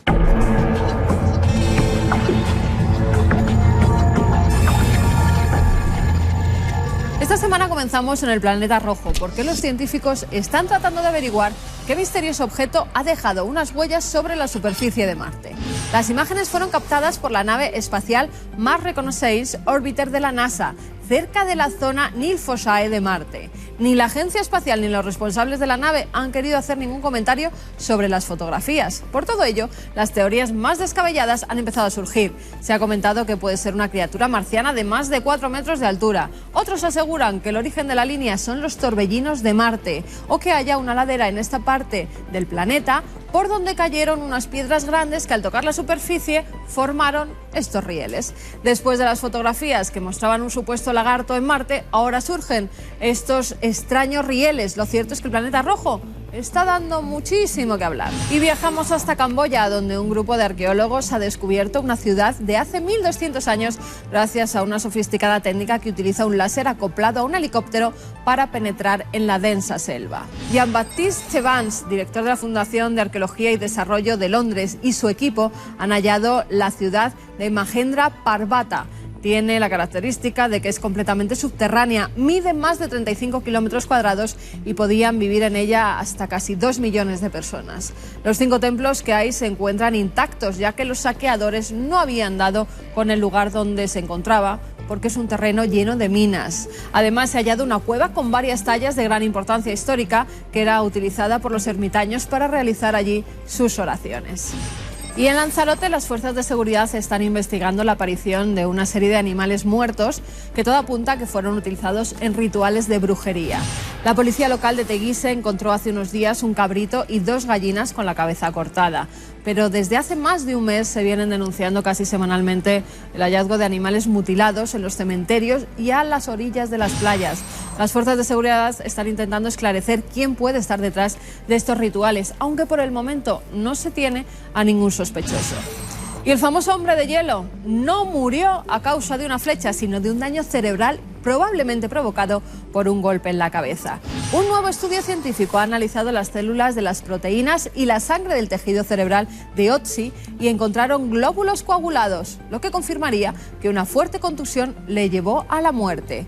Frank Meixner, del Instituto de Momias de Bolzano, y Andreas Tolley, de la Universidad de Kiel, en Alemania, han demostrado que el hombre que vivió hace 5.300 años en los Alpes italianos recibió un golpe en la frente, lo que provocó que su cerebro se golpease contra la parte posterior del cráneo.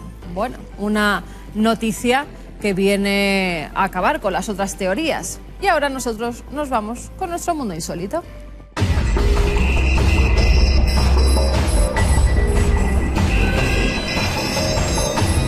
Comenzamos en el cielo. Un Boeing 757 de Air China despega de la ciudad de Guangzhou y cuando están ya a 26.000 pies se dan cuenta de que algo impacta contra el morro del avión. No saben qué es, con lo cual le dicen a torre de control que tienen que aterrizar de emergencia. Aterrizan y fíjense lo que se encuentran. Menudo bollo en todo el morro del avión. ¿Qué lo ha causado? Eso es lo que no saben. Por el momento, un objeto volante no identificado. No han sido pájaros, no había sangre ni plumas alrededor del bollo.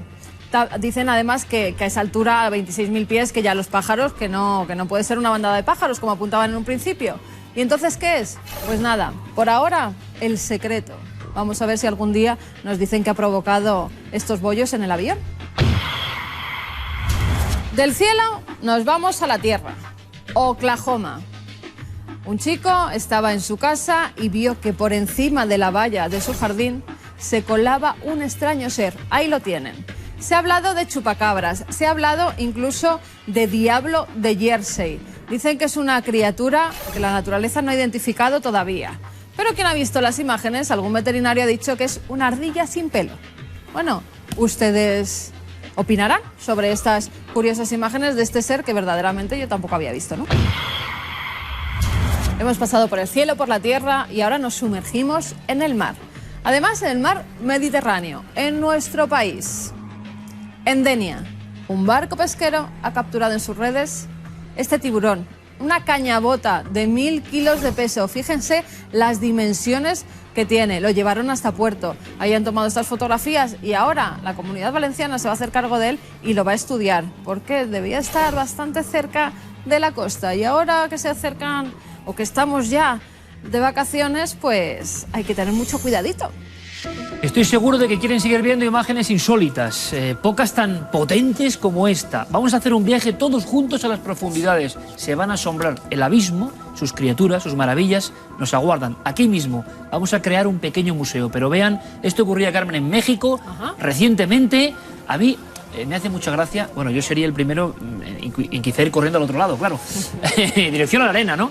Porque hay una expectación, observan algo, están ahí viendo qué pasa. ¿Qué es lo que pasa?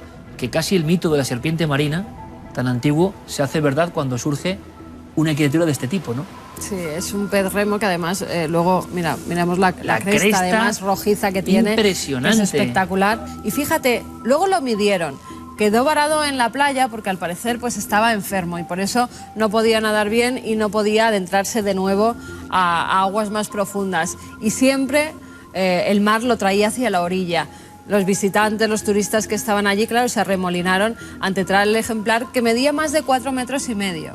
Y no lo habían visto nunca, es muy raro además verlo. Ahora lo sabremos, y lo conoceremos con todo un experto, pero es que esta criatura puede llegar mucho más allá. Y por eso hay incluso investigadores que piensan que viejos mitos o leyendas tenían mucho de verdad.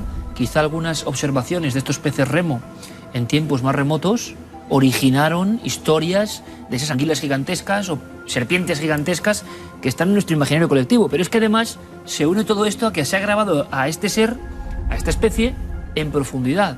Y las imágenes también tienen una gran belleza, ¿no? Sí, las imágenes se han dado a conocer ahora. La realidad es que este estudio se hizo durante los años de 2008 a 2011 y lograron captarlo en 5 ocasiones. Las cámaras que tenían pequeños robots sumergibles. Bueno, ahí parece un OSNI, objeto submarino identificado de momento. Pero luego se va enfocando mejor y, repente, y ahí ya lo vemos perfectamente. Bueno, y la cresta, qué dimensión, ¿verdad? Como proyectando ahí cierta Este era más pequeño que el otro. Este era más o menos la mitad, 2,5 metros. Qué impresionante. Más o menos, pero claro, es grabado en su hábitat natural. Lo vemos perfectamente nadando. Las cámaras además lo van recogiendo. Ahí está. Vemos cómo mueve esa aleta dorsal que tiene arriba para irse desplazando.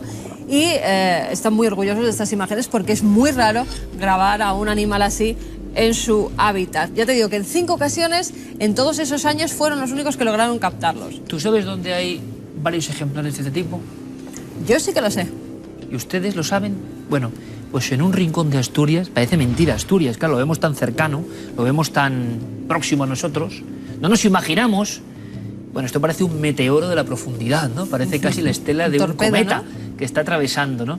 Qué bonito, qué evocador, qué auténtico. Y yo quiero que ahora, no con la imaginación, sino con los hechos, con los animales, con las criaturas, viajemos a este abismo que siempre ha sido algo fascinante. A mí me ha dado bastante respeto y también, por supuesto, ha sido misterioso. Con la noticia de ese pez remo, vamos a engarzar con historias que tienen que ver con espectadores que nos han enviado capturas también misteriosas. Y cómo no, siempre hemos intentado arrojar luz con nuestro amigo, ya está aquí con nosotros, Luis Laria, bienvenido. Bien hallado y además encantado de estar con vosotros. Bueno, nosotros imagínate, Luis, que te hemos dado la paliza este año en varias ocasiones, sí, conectando contigo en un lugar que, por favor, si les interesa esto que están viendo, si les fascina, si les produce, ¿no?, ese magnetismo extraño, y ya verán ahora cuando conozcan historias, no se olviden de visitar en Luarca, Luis, el museo, el gran centro del Cepesma, del calamar gigante que dirige nuestro compañero Luis Laria. Está siendo todo un éxito y no me extraña.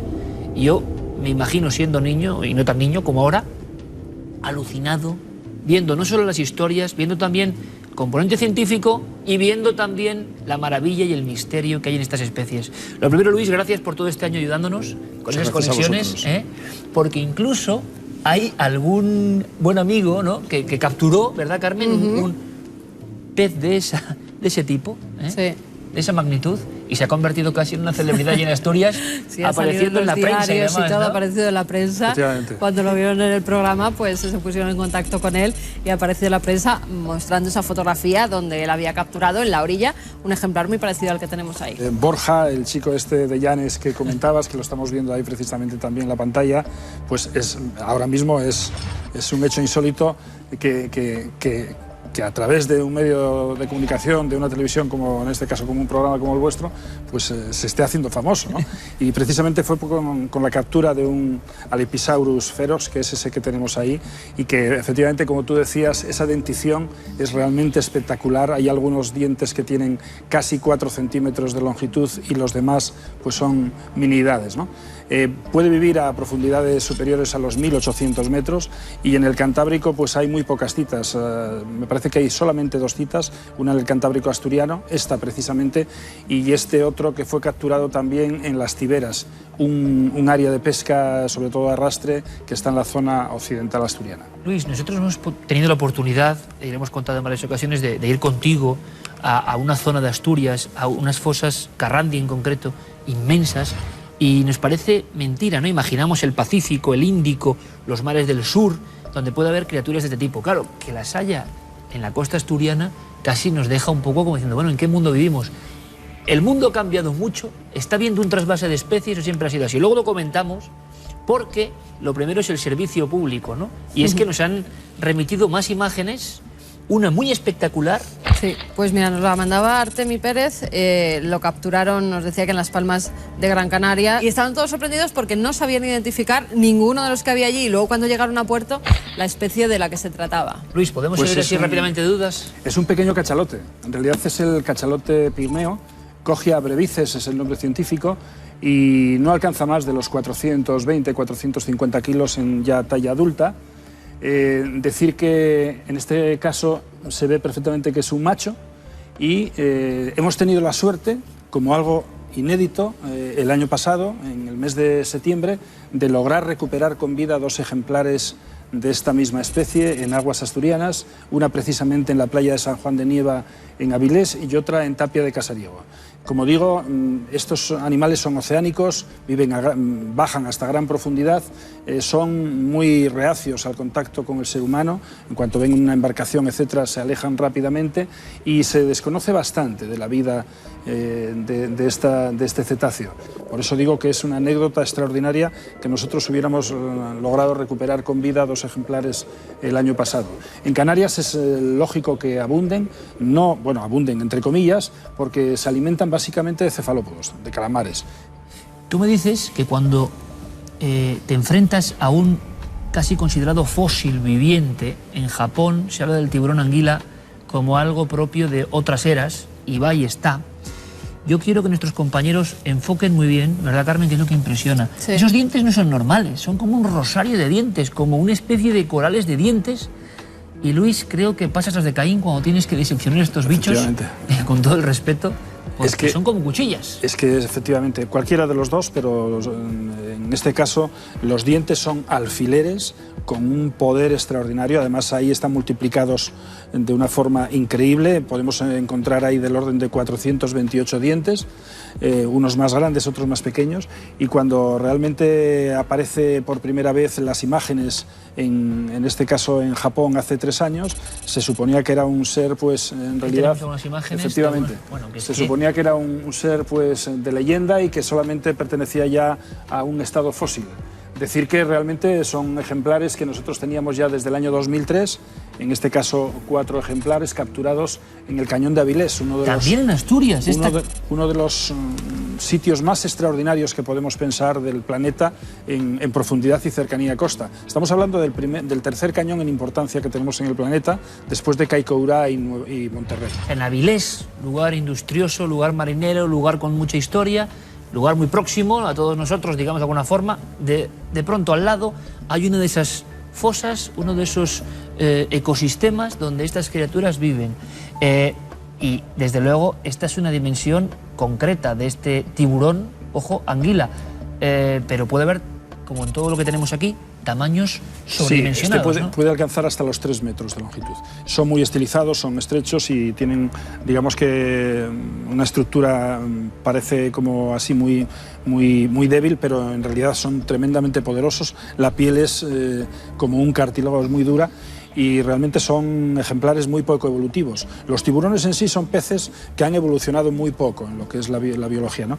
Pero sin embargo, estos aún más son más lentos en ese proceso. Cualquiera de estos ejemplares, si aparece un día en superficie, ya está en un proceso bastante calamitoso, o sea que terminaría muriendo porque, en primer lugar, le falta la presión, le falta el oxígeno suficiente y las condiciones ya no son naturales. Están viviendo siempre en rangos de los 2.000, 3.000 metros de profundidad, por lo tanto, nunca van a tener interacción con nosotros. ¿No? Luego te voy a preguntar algo sobre el cambio climático, cambio de especies, si están apareciendo más especies avisales de lo normal, porque se ha comentado esto, pero antes...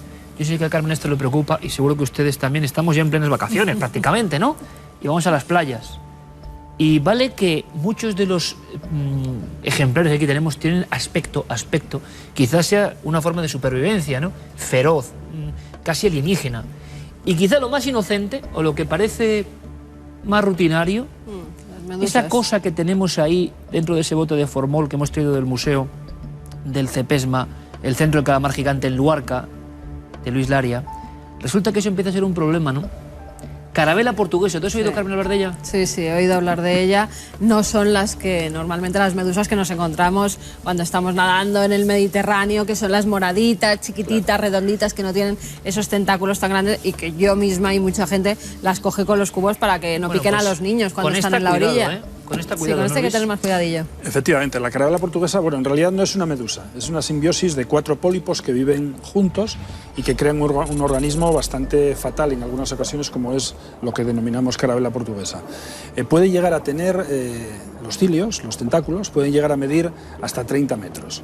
Lo que quiere decirse que, a pesar de que sea muy fácil de observar en superficie, porque vemos a ese flotador que ahí lo vemos ya palidecer, pero cuando está viva tiene unos colores, unas irisaciones como una pompa de jabón, entonces es muy llamativa e incluso los niños van a cogerla pensando que es algo, pues, atractivo, ¿no? Pero incluso aunque no lleguemos a ella, podemos estar en algunas zonas y estar a 5, 6 o 8 metros y poder llegar a tener contacto con ella precisamente por los cilios. O sea, ahí es donde están los nematocistos que se nos incrustan en la piel y que llegan a tener, pues, una toxina, en este caso es un veneno que puede representar la muerte en algunas ocasiones. Hay interacciones con gente, con bañistas, etcétera, y al año se supone que entre los 20, 24, 26 muertes se producen al año, porque realmente nunca sabemos si nosotros tenemos capacidad inmunológica hacia ellos, ¿no? El respeto que tenemos que tener por estos animales que están ahí, existen y es bueno conocerlos. ¿Te llama la atención, Carmen, ese que está ahí en el bote alargado? Sí. ¿Por qué te llama la atención? Pues porque tiene unos dientes muy poderosos para lo pequeño que es y además parece que vienen de abajo, ¿no? Son los dientes más Es que los tiene en una posición que incluso no puede cerrar completamente la boca. ¿Qué es eso? O sea, son tremendamente largos esos dientes. Ese es un pez víbora. también es del Cantábrico, también es del Cañón de Avilés, y es un ejemplar que puede vivir perfectamente hasta los 2.500 o incluso 3.000 metros. Pero es una imagen como muy arquetípica, Luis, del abismo, ¿verdad? Cuando nos enseñan criaturas del abismo, esa boca que no se puede cerrar es como emisario de ese mundo, ¿eh? Es que, ¿qué diablo podrías dibujar de tal manera que se pareciese a él? Total. Sí, o sea que por eso digo que supera muchas veces lo que podamos imaginarnos, ¿no? Yo quiero que veamos una imagen que da igual las veces que se repita. Les aseguro que les va a pasar lo mismo.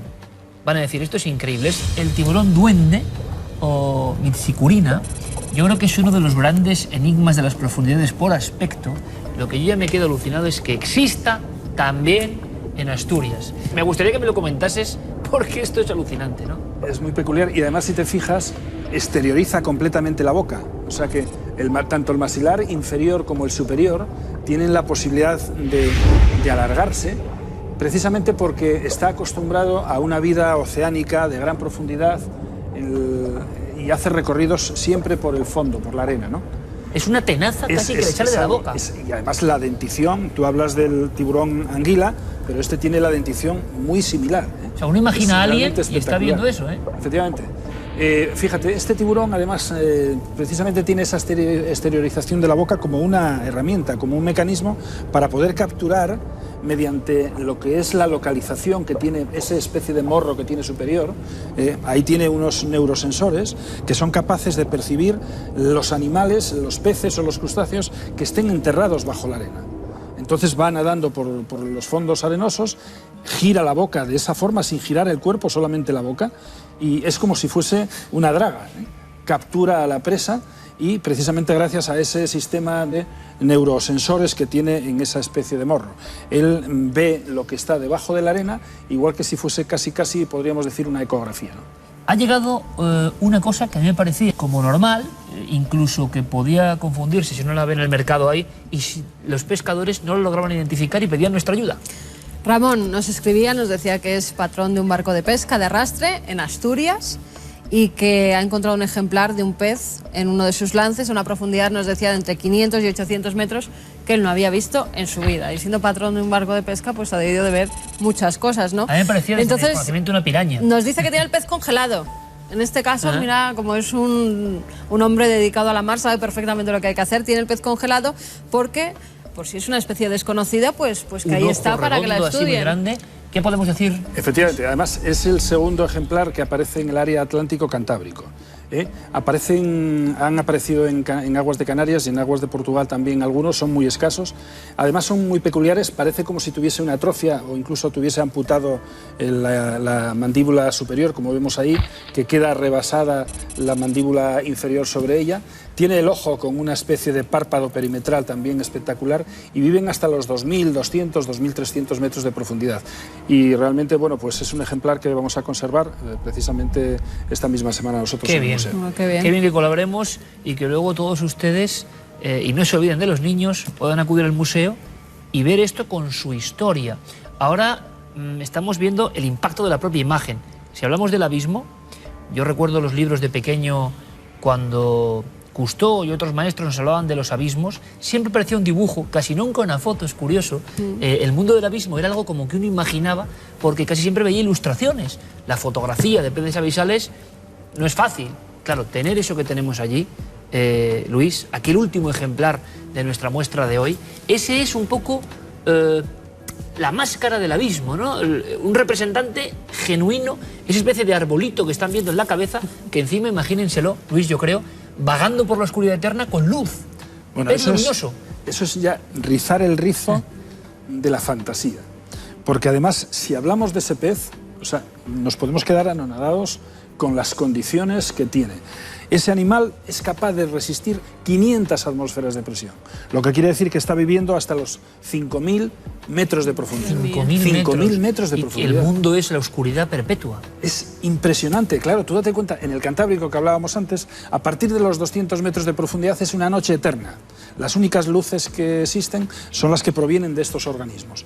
Y ese además está especializado precisamente en un ataque singular psicológico a las especies, porque atrae de alguna manera a las especies con una herramienta que es precisamente los órganos fotóforos que tiene en la cabeza. El arbolito que yo decía. Justo encima de lo que es el cráneo. Es un señuelo. Es un Engaña señuelo, con eso, con la luz. Efectivamente. La luciérnaga, esa pequeña oruga que vemos posado en un matorral, esa tiene movimientos muy lentos. Entonces lo que utiliza es la luz para que el pequeño mosquito o insecto se vaya a posar en ella y lo capture. Este hace lo mismo, porque además este ha perdido incluso las condiciones de natación. Las aletas son atróficas casi todas y lo que hace es botar en el fondo marino. Tiene el abdomen es bastante fuerte, casi como si fuese cartilaginoso, y lo que hace es pegar botes en el fondo marino. No tiene otra forma de movimiento rápido como pudiera ser la natación. Y curiosamente tiene un ojo muy pequeño, como una lenteja. ¿Viste qué ojo más pequeño tiene? Pues ese ojo no tiene más capacidad, se supone, de 1 metro de radio de visión. Pues si todo esto les ha sorprendido, este breve recorrido, por una parte, una porción tan solo del museo que hay en Luarca, yo creo que merece la pena porque es un centro único en el mundo. Está recuperando no solo la cuestión científica, sino la cuestión de la historia, de lo que hay detrás. Creo que es hermoso y que puede enganchar a mucha gente. Y cuántos oceanógrafos o naturalistas o zoólogos pueden surgir del impacto de ver estas cosas y que se cuenten, ¿no?, con esa claridad, como nuestro compañero Luis Laria. Animamos, por supuesto, Luarca es la visita, ese museo, yo creo que no les va a defraudar. Y lo que también hacemos, Carmen, es lanzar el llamamiento, lanzar esa boya al mar para que sigan mandándonos todas aquellas especies que no conocen, que seguiremos haciendo esta función de descubrir un poco nuestros secretos. Sí, ya lo hemos hecho con otro tipo de animales. Además, ahora que toda la gente está en las playas, que muchos se dedican a la pesca, los propios marinos que se encuentran en sus redes con estos ejemplares, pues nada, que nos envíen las fotografías, nosotros las metimos a Luis y él, pues sí. Seguiremos encontrando seres extraordinarios. Tenemos que darnos cuenta que el 73% de la extensión total del planeta es agua. Y además con un promedio de profundidad, un promedio de 3 kilómetros 200 metros. ¿Qué no puede existir ahí?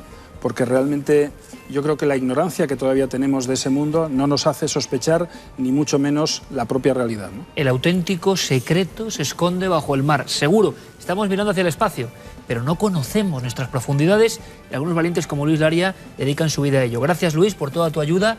Que disfrutéis mucho en el museo y que podamos contar nuevas y sorprendentes capturas interesantes para la ciencia. Muchísimas gracias a vosotros. Gracias a ti, Luis. En fin, yo me quedo maravillado, me encanta. Hay muchas más cosas, estarán diciendo nuestros amigos y amigas. Hay cosas que no habéis comentado. Será en una futura ocasión, porque es que hay muchos mundos. Que vayan al museo y las vean. Pero están en este, claro que sí. Voy a ir con otra cosa. Tiene que ver también, sí, con el impacto, con la fuerza, con lo que nos sugieren algunas imágenes. ¿Les parece? Vamos con la videoteca.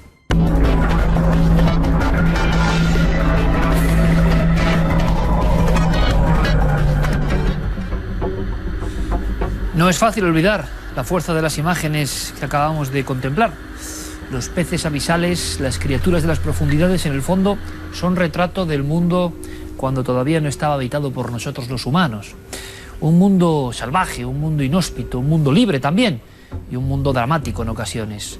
Todo eso en la fuerza que tiene una expresión, unos dientes, una boca abierta, unas fauces. Y claro, todo eso, como digo, impresiona. Leemos códigos o nuestro cerebro los lee y casi no somos conscientes, pero estamos conectando con ese universo tan lejano que fue la Tierra. Son sus últimos representantes de alguna forma. La fuerza de las imágenes es un tema que da para mucho y ya hablaremos. Hay filósofos, grandes escritores que se han encargado recientemente en España de hablar sobre todo eso. Félix de Azúa, por ejemplo, en uno de los últimos libros que le he leído, Autobiografía sin vida, habla y me ha gustado mucho sobre, o más bien escribe, sobre que nosotros, cada uno de ustedes, yo, somos hijos de nuestras imágenes. Nuestra auténtica patria son las imágenes. Una serie de imágenes que quizá para otros no signifiquen nada, para otras generaciones son olvido, pozo oscuro, y sin embargo impregnan nuestra vida, condicionan nuestra vida y además nos acompañan desde el nacimiento hasta la muerte. La fuerza de algunas imágenes, sobre todo en la infancia, que nos han impactado. Bien, pues yo les voy a hablar en la biblioteca de una imagen, en concreto de un lugar que a mí me impresionó. De antemano pido perdón o disculpas porque estoy seguro que si no se entiende bien esto, algunos palentinos se van a enfadar conmigo. Y desde luego yo quiero mucho, he rodado mucho por tierras de Palencia y he perseguido muchos misterios, pues pocas tierras tan enigmáticas como la tierra de Campos e incluso la propia y bellísima capital palentina, la eterna desconocida. Pero en Palencia hay un sitio y sobre todo hay un Cristo que yo recuerdo que la primera vez que lo contemplé, siguiendo extrañas historias, me impactó muchísimo. Es un Cristo que construyó casi a cinceladas Victorio Macho, uno de los grandes escultores que ha habido en nuestro país, y un hombre que sabía de magia, sabía de ocultismo, y yo pienso que todo eso quedó un poco también envolviendo la figura, llegando a nosotros aunque no seamos muy conscientes. Primero es una figura monumental, hierática, que parece tener reminiscencias antediluvianas casi, y que protege toda la ciudad. Recuerdo muy bien, hace muchos años, en un fascículo sobre ovnis, el mundo de los ovnis, que vi la foto de este Cristo siendo yo un niño y nunca había visitado Palencia, y ponía que cerca de la zona, incluso muy cerca del Cristo, habían pasado ciertas cosas extrañas. Luego pude comprobarlo, pero quiero que tengan ese impacto y de una forma excepcional. Regresamos a Vista de Pájaro, uno de los grandes programas de la historia de la televisión en este país. Por vez primera, un helicóptero, eso que ahora parece más o menos habitual, no tanto habitual, pero bueno, que se ha hecho varias veces, ¿no? Aquello era una novedad asombrosa. Recorrían cuevas, monasterios, llanuras, mares, y al llegar a Palencia, evidentemente, los primeros segundos tenían que ser sobrevolando, lo van a ver, la inquietante también, la majestuosa, la potente expresión de ese gigante, de ese coloso, el Sagrado Corazón de Palencia. Y luego a la vuelta, cuando vean las imágenes, les contaré algunas de las cosas que pasaron allí. Yo no estaba equivocado. Cuando llegué ante el Cristo, atardeciendo ya, me invadió una extraña sensación. A ver si les ocurre lo mismo.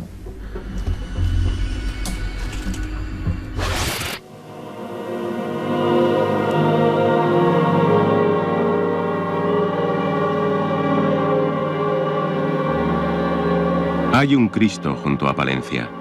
Es un Cristo enorme y serio, con las manos extendidas. Son manos que no está claro si quieren proteger o protegerse de la inmensidad plana que tienen por delante. Ese Cristo de hormigón lo concibió un palentino llamado Victorio Macho, un recio escultor. Su Cristo hierático, como un dios egipcio, echa la vista y tiende las manos sobre una parcela española que conocemos como Tierra de Campos.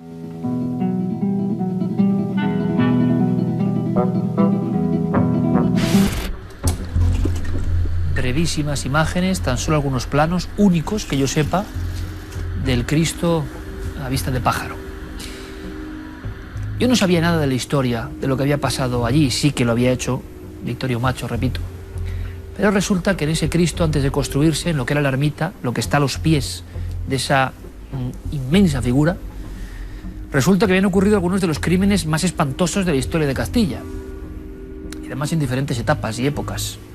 Crímenes como el de 1907, el ermitaño torturado por unos maleantes, su mujer, y se empezó a hablar del lugar maldito, en 1907, repito, y de una ermita donde hay otro Cristo con pelo dentro, que hemos filmado, estuvimos allí, que había sido testigo de un montón de fechorías. Por desgracia, un lugar sagrado, un lugar para el culto, un lugar distinto, se había convertido por azares del destino, azares trágicos, en enclave donde las tragedias habían ido una tras otra, porque en los años 50 llega otra tragedia, otra cuestión criminal.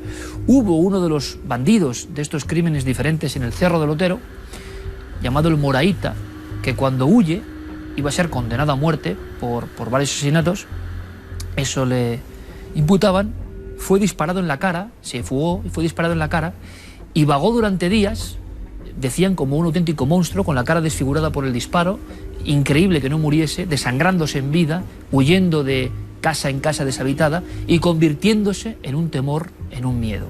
Se construyó el Cristo y hubo otros incidentes después en ese lugar.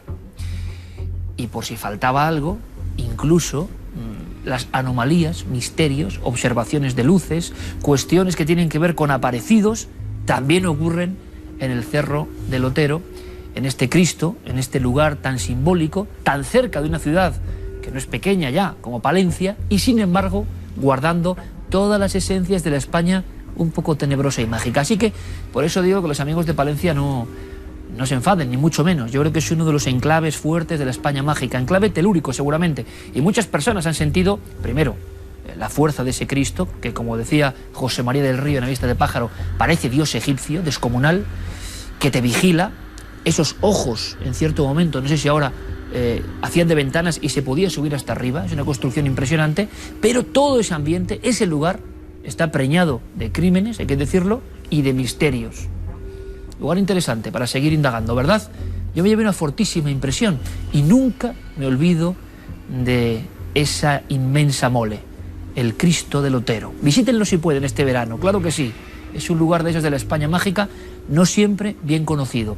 Nuestra misión, que ustedes abran esas páginas secretas de nuestro país. Vamos con otras páginas, vamos con otras que nos envían ustedes en formato casi siempre electrónico, también en entrañables cartas de papel, y que tienen sus propias vivencias, sus propios casos. Gabinete de expertos.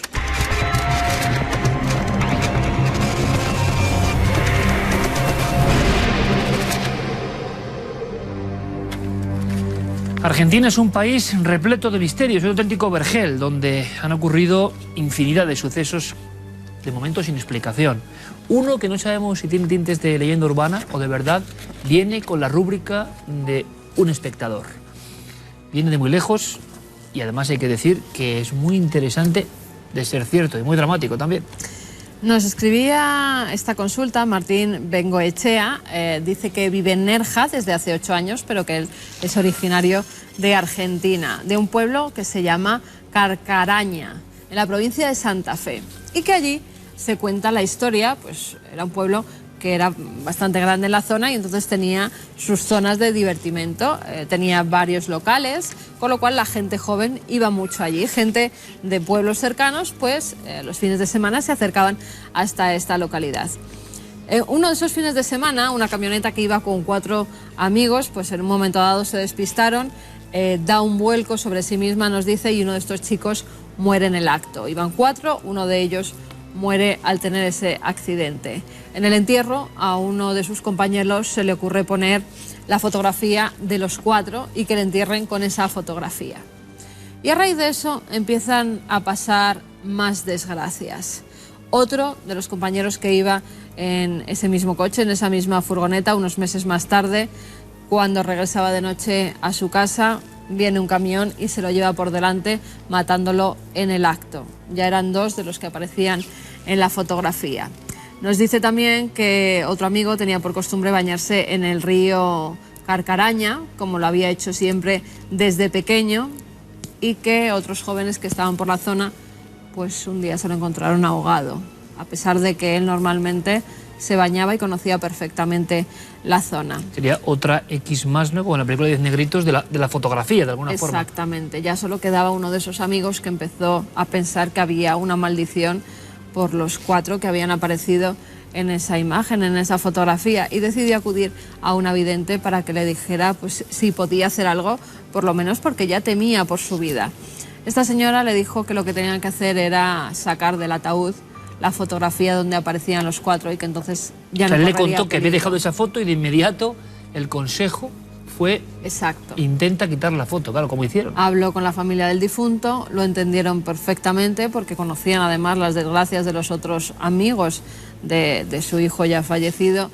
Abrieron el ataúd y sacaron la fotografía. Y nos dice este amigo, que Martín, quien nos escribía, que ese chico, el último que quedaba, que está perfectamente, que es el único que ha sobrevivido, que no ha sufrido ningún accidente más, que si verdaderamente puede ser una maldición o qué ha podido ocurrir. Bueno, es digno de una historia para no dormir de Narciso Ibáñez Serrador. La foto, ¿no? O sea, es que me parece, es leyenda urbana, es realidad, ¿qué hay que hacer? ¿Qué ocurre? Bueno, vamos a preguntar. Hemos consultado con nuestra experta, con Paloma Navarrete, para que le pueda dar un consejo. Nos escribe un amigo argentino, Martín, de Santa Fe, para contarnos una historia, la verdad que muy dramática, pero como yo diría que tiene un punto de leyenda, ¿verdad? Es una historia que se cuenta en un pueblo, que se sigue contando, algo que sucedió en aquel lugar, que puso los pelos de punta a toda la gente del lugar. No es una historia vivida por él. Pero bueno, es una historia muy curiosa porque es esa historia de que un muerto puede llevarse a otros consigo cuando se va de este mundo, ¿no? La historia de que meten la fotografía en el féretro de ese amigo que se ha muerto, fotografía de 4 amigos, y otros 2 amigos mueren al poco tiempo, como si el muerto quisiera llevárselos con él, ¿verdad? El último amigo se libera porque consigue sacar, en fin, la foto. Es muy dramático, es muy interesante, pero no deja de ser una leyenda, porque en la realidad ningún difunto se lleva consigo ni tiene ningún poder sobre la vida de otras personas que están aquí. O sea, que esto pueden ser coincidencias, podrían ser distintas causalidades, no casualidades, pero nunca un efecto producido por ese difunto que ya está, ha seguido su viaje y ya está en ese camino hacia otra realidad sin tener nada que ver con este mundo. Muchas gracias de todas maneras por contarnos esta historia tan curiosa que sucedió en aquel pueblo de Argentina. Hace mes y medio prácticamente, ahí tienen las vías de contacto, la cantidad de casos es asombrosa. Recibíamos un mensaje de Julio, 25 años, vive en la cuenca minera del Nalón, en Asturias, y le vino a la mente, viendo esta sección, que luego quiero comentar algo sobre el gabinete de expertos y su efecto, ¿no? A veces no oscuro, sino luminoso, por fortuna. Pero le vino a la mente una vieja historia ocurrida en su familia, lejana en el tiempo. ¿Por qué? Porque le ocurrió cuando su abuela tenía como unos 12 años, hacia 1940. Bien, hay una muerte, hay una persona que muere, y justo antes de que se produzca el óbito en esa casona grande donde vivía otra familia, la abuela era niña y vivía en el piso de abajo, y escucharon en el exterior una serie de golpes. Los describe así, la abuela lo recuerda perfectamente, golpes secos, muy poca pausa entre ellos. Y ella siempre los ha descrito como si alguien estuviese dando hachazos a un árbol en la habitación de al lado. Incluso la niña entonces, abuela hoy, rebuscó por toda la casa a ver qué podía ser eso, y aquellos golpes continuaban como con una especie de letanía o de música desconocida, y se quedó muy intrigada, le dieron miedo. Prácticamente al mismo instante, esa persona concreta fallecía. Y es que había ocurrido en ciertas ocasiones esto de música, golpes, percusiones extrañas y muertes dentro de la misma familia. Se cuenta el caso de un niño de 13 años, murió de meningitis, y de una hermana de la propia abuela, y que siempre que había habido una de estas muertes repentinas, los golpes habían sonado de alguna forma. ¿Qué es esto? De alguna forma, también, valga la redundancia, el gabinete de expertos de esta noche tiene que ver con mensajes en la muerte, o ritos y cosas que pasan justo en el óbito. Y hay mucha leyenda y quizá mucha verdad en todo esto. Golpes concretos, ¿qué pueden significar? ¿La parapsicología dice algo de todo esto? ¿Ocurren estos fenómenos en esos umbrales del momento de una pérdida o de un viaje a la otra orilla? Va a intentar sacarnos de dudas nuestro compañero Santiago Vázquez. Ante todo, muchísimas gracias, Julio, desde Asturias, por su email, reportándonos, contándonos un caso realmente interesante. Se puede resumir diciendo que la fenomenología son raps, es decir, en el lenguaje parapsicológico son golpes. Pero claro, esos golpes, ¿de dónde vienen? ¿Quién produce, quién provoca esos golpes? Hay un fallecimiento en días posteriores a esos golpes secos, en los que nos refiere que sin pausa, por supuesto descartando todas las causas naturales, como si fuese en la habitación de al lado, bueno, pues efectivamente son raps. A los pocos días muere una hermana. Pero es que meses antes, hubo otro fallecimiento de otro hermano con 13 años de meningitis. Nos pregunta Julio, en efecto, si pudo ser premonitorio. Pues mire usted, Julio, puede ser que esa causa, a través de esos raps, de esos golpes, estuviera avisando. Raps que podríamos denominar premonitorios. Hay casos en la parapsicología, encontramos, por ejemplo, el caso de las hermanas Fox, en finales de marzo de 1848, donde una causa paranormal en esa casa pues en efecto empieza a comunicarse a través de golpes. También encontramos el famoso caso de la Casa de los Ruidos, aquí en Madrid. Ese joven, esa familia con ese matrimonio, donde se escuchaban, en efecto, pues esos golpes secos en los tabiques, tal y como usted nos refiere. Yo le diría, le transmito mi tranquilidad, mi sosiego, porque es un fenómeno que ya pasó, que ya ocurrió hace muchísimos años, y no se puede descartar que, en efecto, que hubiese una causa paranormal. Nos pregunta su hermano fallecido. Tal vez fue el hermano que avisó a través de esos golpes, de esos raps, de la muerte de otra de las hermanas. Muchísimas gracias, Julio, por su email. Como ven, esta noche en concreto, las fotografías han sido protagonistas. ¿Por qué? Porque el primer testimonio hablaba de una foto como recuerdo que luego parece que genera una serie de fenómenos que desde luego no parecen positivos también, sino que generan una hilera de muertes. Las fotografías siempre son importantes en este programa y más cuando las obtienen ustedes. Y en ellas aparecen cosas que les van a sorprender, seguro.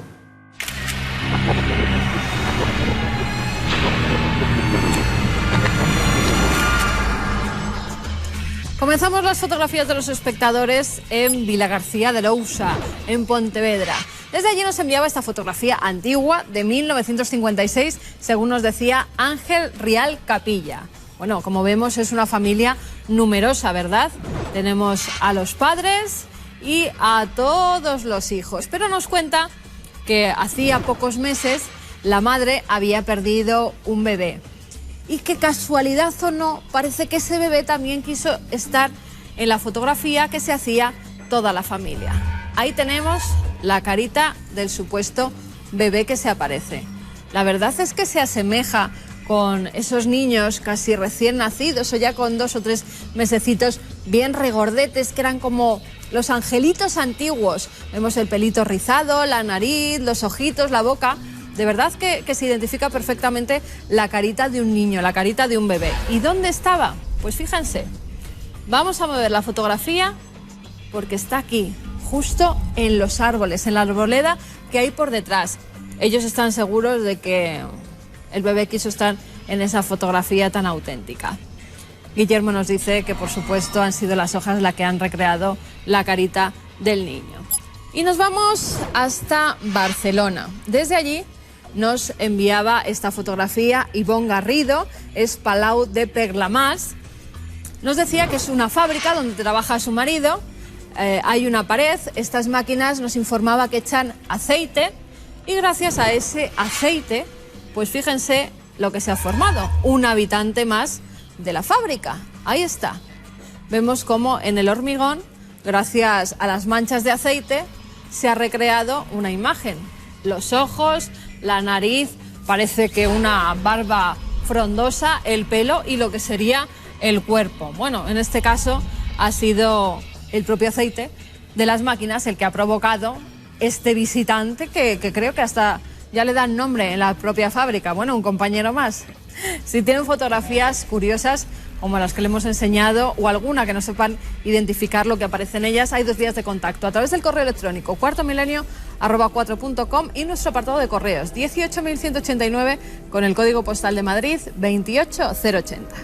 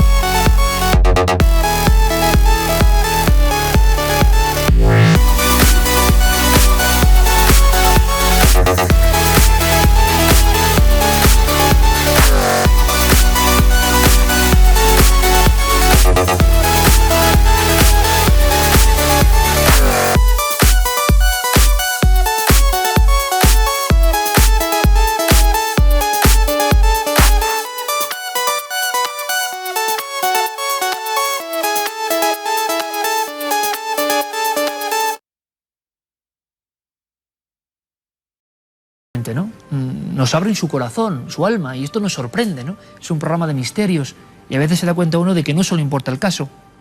Dice este amigo: recuerdo que en los 4 meses que faltaban hasta dar a luz, disfruté como nunca cada día. ¿Y por qué? Porque decidieron seguir adelante. A pesar de todas las indicaciones de los médicos, que no daban ninguna oportunidad, decidieron, como si fuese una misión que ellos intuían, seguir adelante. Dice, vivíamos cada jornada como si fuera la última en el mundo para nosotros. Le dábamos al bebé, que esa mujer llevaba dentro, lo mejor en cuanto a comida, le hicimos probar muchos sabores y vivimos el tiempo como si el futuro no existiera, dándole importancia únicamente a lo verdaderamente importante. Ese niño nació y estuvieron con él en el hospital, esta pareja que nos escribía. Yo me seguía preguntando al leer, ¿por qué nos dan las gracias, no? Porque el bebé nació con vida. Estuvieron con él, pudieron mecerle, pudieron cantarle, pudieron acariciarle, comprendieron que esa misión había merecido la pena. Sin embargo, la terrible y cruda realidad, ¿no? Hay un momento, en la tercera noche tan solo después del nacimiento del niño, que nos cuenta, nuestro amigo, ocurre algo. En el hospital les habían permitido 2 camas y la cunita con ese bebé en medio. Y dice, con la cuna en medio entre las 2 camas, escuché a mi mujer dar un grito desgarrador, diciendo, no os lo llevéis, fuera, fuera. Ella estaba despierta de pie al lado de la cuna del niño y me dijo que había visto unas sombras negras que estaban en la pared y que evidentemente ella intuía que esas sombras estaban aguardando para arrebatarle a su hijo. Poco después el niño fallecía. E imaginamos, él intenta contarlo y es algo estremecedor, lo durísimo, lo terrible, lo inimaginable, aunque ya he dicho imaginamos, lo inconcebible casi, ¿no? Que pase una pareja con su primer hijo y que le ocurre esto. La profecía de los médicos, de la ciencia, por desgracia, se había hecho rotunda, fría, terrible realidad. Sin embargo, esta persona seguía manteniendo que esas 48 horas, esa misión había merecido la pena. ¿Qué ocurre? Que después del nacimiento y muerte de este niño, la visión de esas sombras de alguna forma quedó en la mente de la mujer y de él también. Se convirtió en una obsesión. ¿Quién eran las sombras? ¿Por qué estaban ahí? ¿Por qué esa amenaza? ¿Quién se había llevado a su hijo? Y eso estuvo a punto de destruirles, ¿no? Fue una constante rémora, unos seres sombríos a un niño tan pequeño. ¿Por qué? Y nos cuenta este amigo, y aquí se cierra el bucle, que estaban juntos viendo Cuarto Milenio cuando una chica escribió al gabinete de expertos porque había visto unas sombras, le había dado mucho miedo en su propio domicilio y con cierta forma y tipología. Pero Paloma, en vez de hablar de cosas siniestras, de la muerte que viene, de seres demoníacos, en vez de contar eso con su serenidad, dio su opinión, su sugerencia, que a veces esas sombras simplemente son personas que vienen a por alguien y que pueden ser personas queridas, que son personas que nos van a proteger, que son personas, en definitiva, que van a seguir velando por nosotros. Yo no sé si eso es verdad o no. Sé que Paloma lo cree y lo contó con esa humildad, con esa normalidad. Y lo que sé, y es lo importante, es que estas personas lo sintieron así, de inmediato. Y dicen, por eso, que toda su angustia, toda su sensación de terror, todo eso que tenían los dos en mente, de lo que apenas hablaban, pero que les estaba destruyendo por dentro, se miraron y se disolvió. Creyeron, comprendieron, y esto ha pasado hace una semana, están convencidos de que esas sombras no eran nada maligno ni mucho menos.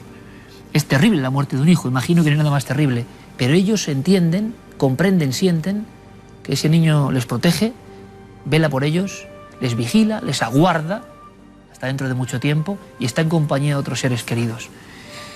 Remite diciendo, gracias a todos por hacer llegar a las personas la información que transmitís y sobre todo por hacer que vuestro programa, además de contar historias y dar a conocer misterios, entable una relación personal con cada invitado que lleváis al programa, haciéndolo sobre todo tan humano. Nos da las gracias una pareja que nos cuenta esto, ¿no? En su vida, en un episodio tan tremendo de su vida, se han sentido un poco mejor, han comprendido algo, creen que la oscuridad ha dado paso a la luz, a pesar de este increíble drama, ¿no? Cuando he recibido esto, y se lo he leído a ustedes, lo he resumido, he entendido también que por encima de la audiencia, por encima de los casos concretos, por encima de lo que contemos, sea más espectacular o menos, hay también a veces una enseñanza, hay un mensaje humano. Cuando Paloma, con su palabra, ha logrado quitar algo de dolor, aliviarlo e incluso transformarlo en algo que quizás sea absolutamente real, que esas personas, esos angelitos, esas figuras siguen ahí y velan por nosotros, uno se da cuenta que no puede haber mayor éxito nunca. Gracias a ellos, a todos ustedes, a todos los que han vivido este tipo de historias y quizá, de alguna forma, están leyendo el programa con otros ojos, los ojos más profundos, los ojos del alma. Gracias a todos. Hasta dentro de 7 días.